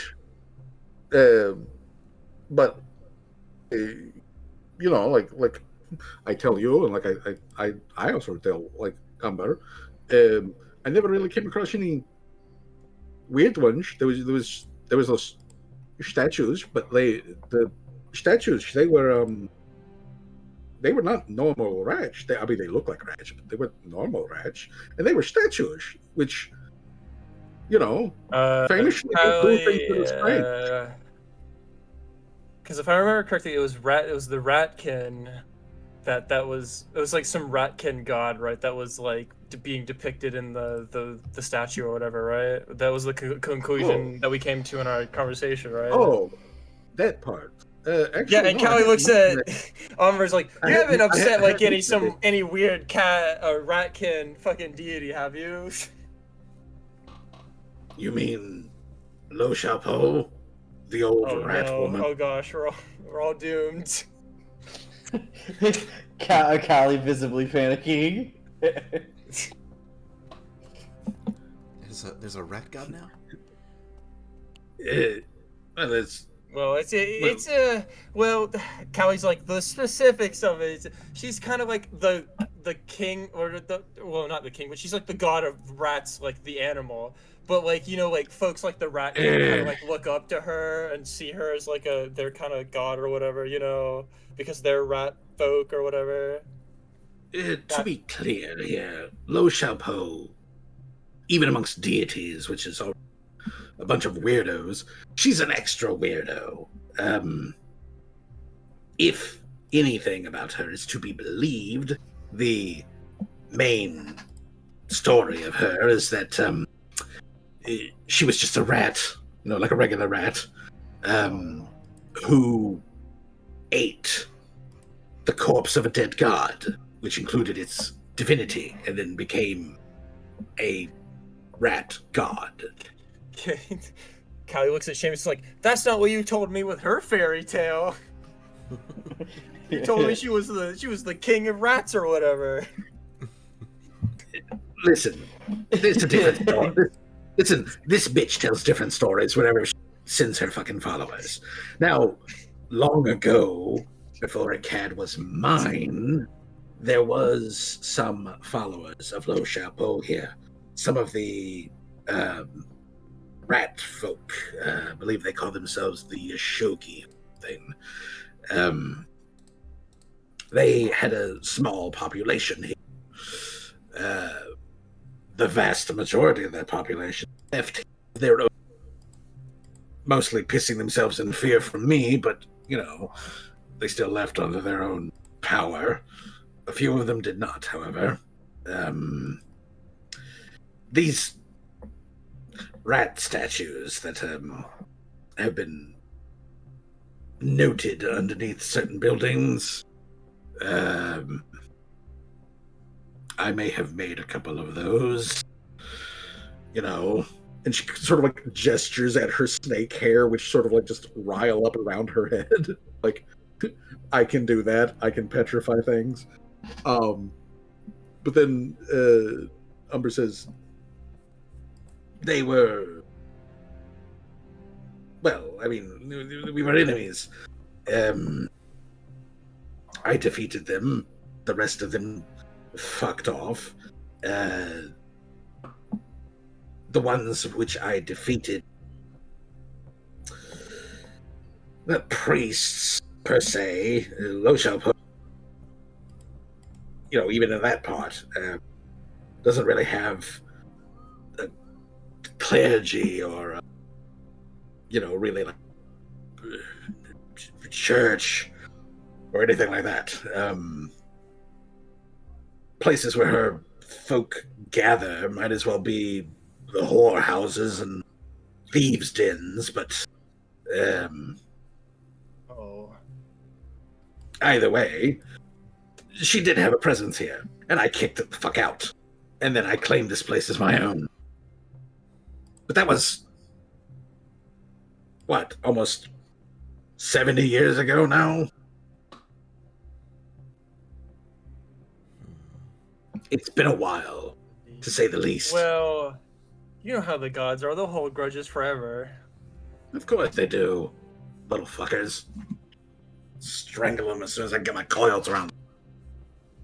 But none of them, can show up close enough for, to grab. Yeah, well, if that's... I mean, it's got a rat being eaten by a snake. I mean, it's kind of clear in the messaging, at least, as to what it's showing, I suppose. Of course, the messaging is obvious. That part I'm not curious about. What I'm curious about is what was said. and I'm curious about why they had the action that they did. When they first showed up, they were pretty neutral about everything, and things honestly felt like they were beginning to see things positively. I know that the little priestess woman and her tall bodyguard boyfriend, whatever that is, I know that they're both pathfinders, and there's a very good chance that they may have dealt with, or at least heard, Lamias in the past, so they probably have some preconceived notions to which I am, nonconformist. So I get it. I understand. But at the same time, the looks that they shot me before our conversation ended, it was, well, not good, to say the least. So, I'm just sort of concerned about it all, really. I don't know what's going to come up next. I mean, I don't want no rat hive den under my city, so, understandable, yeah. Listen, if you get the opportunity to do so in the evening when you guys are, bedding down or whatever for the night, ask them about it if you can. See if maybe they'll tell you shit that they wouldn't say to me. I doubt that people of their skill set could be put under some spell by whatever magic this rat god has. But It is a god. I feel like God would have power over all, wouldn't they? Or at least so it would say. They definitely have broad strokes when it comes to powers and stuff. The thing about deities is the thing that you have to know about religion is that it can be persuasive, even when it's complete lies and doesn't make any fucking sense whatsoever. So, again, what is said is important. It may have been magical. It may be some sort of compulsion, some sort of spell, but it could also just be rhetoric. And honestly, if it's just rhetoric, it's more dangerous than magic. But if you can, please ask them what happened, because I want to know. You don't have to share with them the information. They probably doubt that'll happen anyways. At which point, Umber just kind of slides, her eyes sort of look over at Rosie. But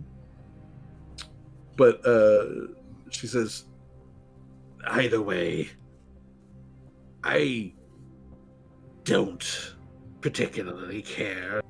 This priest had a run-in with some sort of bullshit from a stupid rat god. I just want to make sure that my people and my town are safe. And this strange rat situation just a little out of hand. It is that whole what do you call it? Morale thing. That again, with the greater population, it can cause the fragile bindings that these people have to break apart. I mean, yeah. Wouldn't want to put too much strain on any of them anyway. They're all ex-slaves. I try to do good by these people. They have done good by me. No other reason. Unintentionally saved them. But now that they're here, and now that I am the one who is in charge of everything, I'm going to make sure that they're treated correctly. That they are treated better than the gnomes or the dwarves ever would have given them. So, that is important to me. And if it will help sway things with your companions, feel free to tell them that. Or if you think it'll help, tell them I'll eat the fucking halfling if I have to. Rosie will like give Umber like a sharper glare at that. Like Callie's gonna bring up. I'm joking. Look, I only ever threatened one gnome that I would eat him, but he reacted so badly to it that I've used. Never actually did it. I want to be clear on that. Never actually ate a humanoid. Thought about it once or twice. Never actually ate one. Well, I guess it wouldn't hurt to find out what exactly they did here. If it was something, or if it was just bullshit. The rat? The ratkin?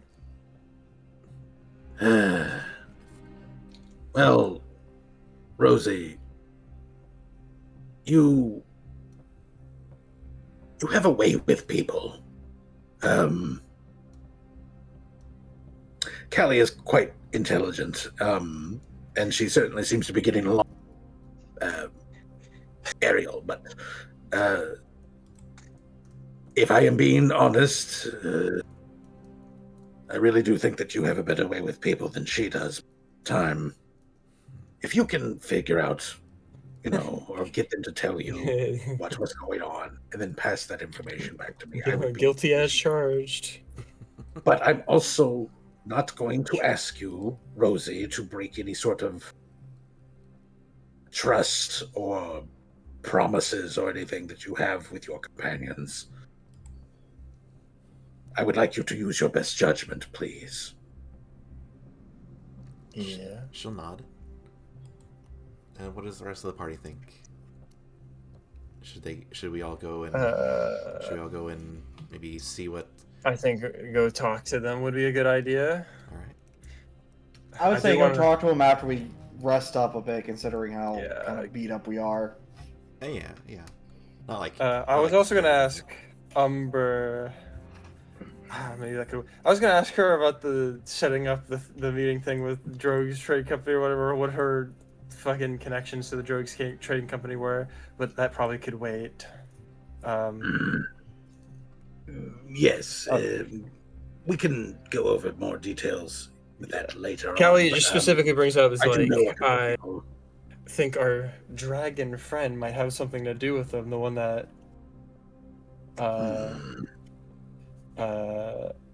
and I specifically want to get to know them because if they actually don't like Soul Riot, then that's good for us. Because the enemy of my enemy is also my friend, and they could be an ally in stopping Soul Riot if they do actually, have a disdain for him, like we do. Generally, I see the Drogues folk as very useful trading partners. They have a abundance of various kinds of specialist craftsmen and sages that are very knowledgeable on many topics. Honestly, if they were a bit more technology forward, I think they could really give the money.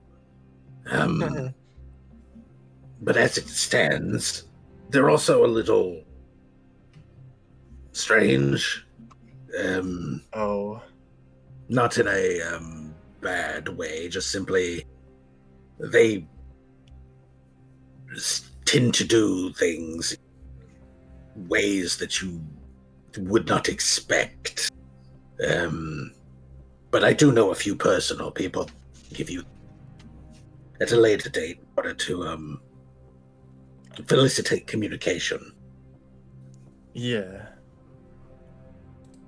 All right, I think we should rest up and then go talk to them. Alrighty. So, it is about 10 after 10. And Umber destroys my throat. No, fair. That's fair. Yeah. So, that being the case, we've had a dragon fight. We've had in some investigations. I still have some items that I need to add to stash, so I will take care of that in between now and next session. Since we have everybody here, next scheduled session would be on the 11th. At the moment, does anybody know of any conflicts that might come up with their schedules for next Saturday? As far as I know, no. Don't think so. Nah, right. nope, no, I can't think of anything. Well, actually, wait, Cool. hold on. What days? Hold on, let me do The 11th, I think. The 11th. Okay, yeah, no. Yeah, the 11th. Okay, no, I'm good. Yeah, I was gonna say my fucking getting my wisdom teeth is on the 14th. I was just making sure it wasn't around there. Oh, Good okay. luck. Yeah, I with know that. it's gonna. Oh, dude, it's gonna suck. Because apparently, I went to the dentist, right? And they were like, "So yeah, you got like more teeth on the bottom of your jaw than you do on the top." And I was like, "What do you mean?" And it was like, "Oh yeah, the orthodontist that like did your teeth, they used an old procedure which required them to leave more, like pull less teeth on the, pull more teeth on the top of your jaw and pull less teeth on the bottom. So now my jaw's all fucked up and my bites like missile like." It's like, you know, teeth are meant to like usually normally like align and like lock in, right? Well, mine's kind of got like a slight a readjustment to it. It's not like a big deal. It doesn't really change much. It's just that it's like there's like gaps in between my teeth, like little gaps in between my teeth when I bite down. And so they're like, yeah, no, your orthodontist just fucked your teeth out. I'm like, oh. And so they're like, well, if you're having trouble, we can schedule like getting some of those teeth pulled. And I'm like, oh, damn, that's awful. Yeah, it's like a lose-lose situation there. Yeah. Yeah, it's like, that's not great. yeah, no, not fun at all. I genuinely hope you have it goes well for you, the procedure and everything. Yeah.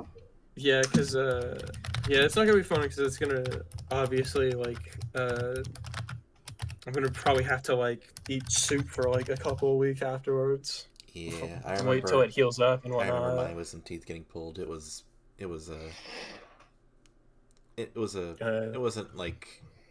horrible, but it was a bit rough for a few days. But good. Yeah, because you're not allowed to eat solid foods or whatever. That was like because I remember I had teeth specifically pulled too. I remember like for like a few days it was like I couldn't eat anything solid for a while because they didn't want the stitches. the holes in my Right. the stitches opening up again. Yeah, bleeding everywhere. Alrighty. Well, then otherwise, XP? this Oh my session gosh. is officially done, and I'm going to Okay, throw Johnny under a Well, I bus. mean, technically we didn't get any XP because we didn't kill anything. The only thing that died No, was you John did- Redman. You did, however, chase off the dragon. That does Calendar, yeah. that is a win condition for the encounter. So that being said, that being the case, let me give it to you real quick. Okay. Heck, don't give it to you. All right. So dragon encounter is worth 125. Ooh, so we're at 250. 25. 250. Okay. 250. Yeah, you're You're 25% there. Quarter of the way. We got a quarter Yep. of the way there. Let's go. Or a quarter of the way. Hell yeah. Oh, hell yeah. Okay. So, with XP handled,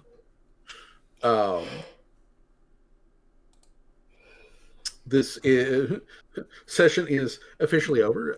As always, I want to thank everybody for showing up and putting up with my horseshit.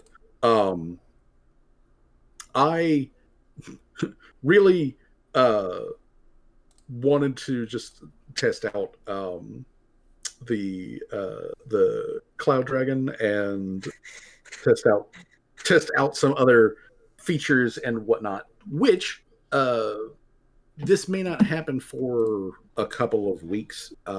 but the newest edition of Foundry was released like 2 days ago. Ooh. Oh, that's cool. So, which, amongst other things, that I have heard so far that are adjustments to it, is that the pop out thing where when you pop out, it either lags like terribly or it won't send the rolls to the main thing. That has been fixed now. So yeah, amongst others, that is one of the cool things that has been fixed. However, Pathfinder, the Pathfinder system, and several of the Pathfinder mods, which I do use, have not been updated yet. So I'm waiting on updated releases for them, and as soon as those do roll out, I will be updating the program. So hopefully, pretty soon, we will be able to benefit from the newest version. Yeah, so that's the thing that sucks about mods. Whenever the game updates and none of your mods are working anymore. I'm just very glad that they don't force you to update. I'm just very glad it's one of those things of like, well, I can just say in this version until such time as I choose to update. I do appreciate that, quite honestly. So, yeah, that all said, that might happen as next week. Apparently, D&D 5e has already had its system updated. So, nice. A lot of the mods are still on the way, but the system has already been updated. So more likely than not, Pathfinder's system will be rapidly behind it. So who knows? That may happen by. All right. Either way, everybody have a wonderful evening, and I hope that you also have a wonderful Easter Sunday if you are doing anything. If you're not doing anything, I still hope you have a wonderful Sunday. Oh yeah, everybody have a good Easter tomorrow. Very good. Everybody have a good Easter. Good Easter. Everybody have a good Easter and a good night. Good night. Yeah, buddy. Bye. Bye. Bye.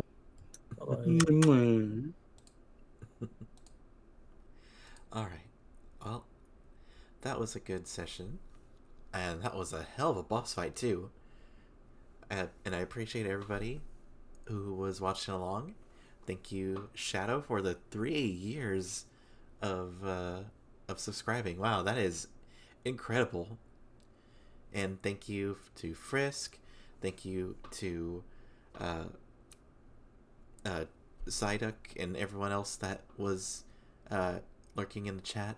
I appreciate you all, and I am looking forward to the next game. And also, the finale of the Donathon is going to be tomorrow, so we look forward to that. There's going to be hopefully something special for that tomorrow. But yeah, you all have a good rest of your night. Have a good holiday if you're celebrating. And we're going to go ahead and raid Hanedu.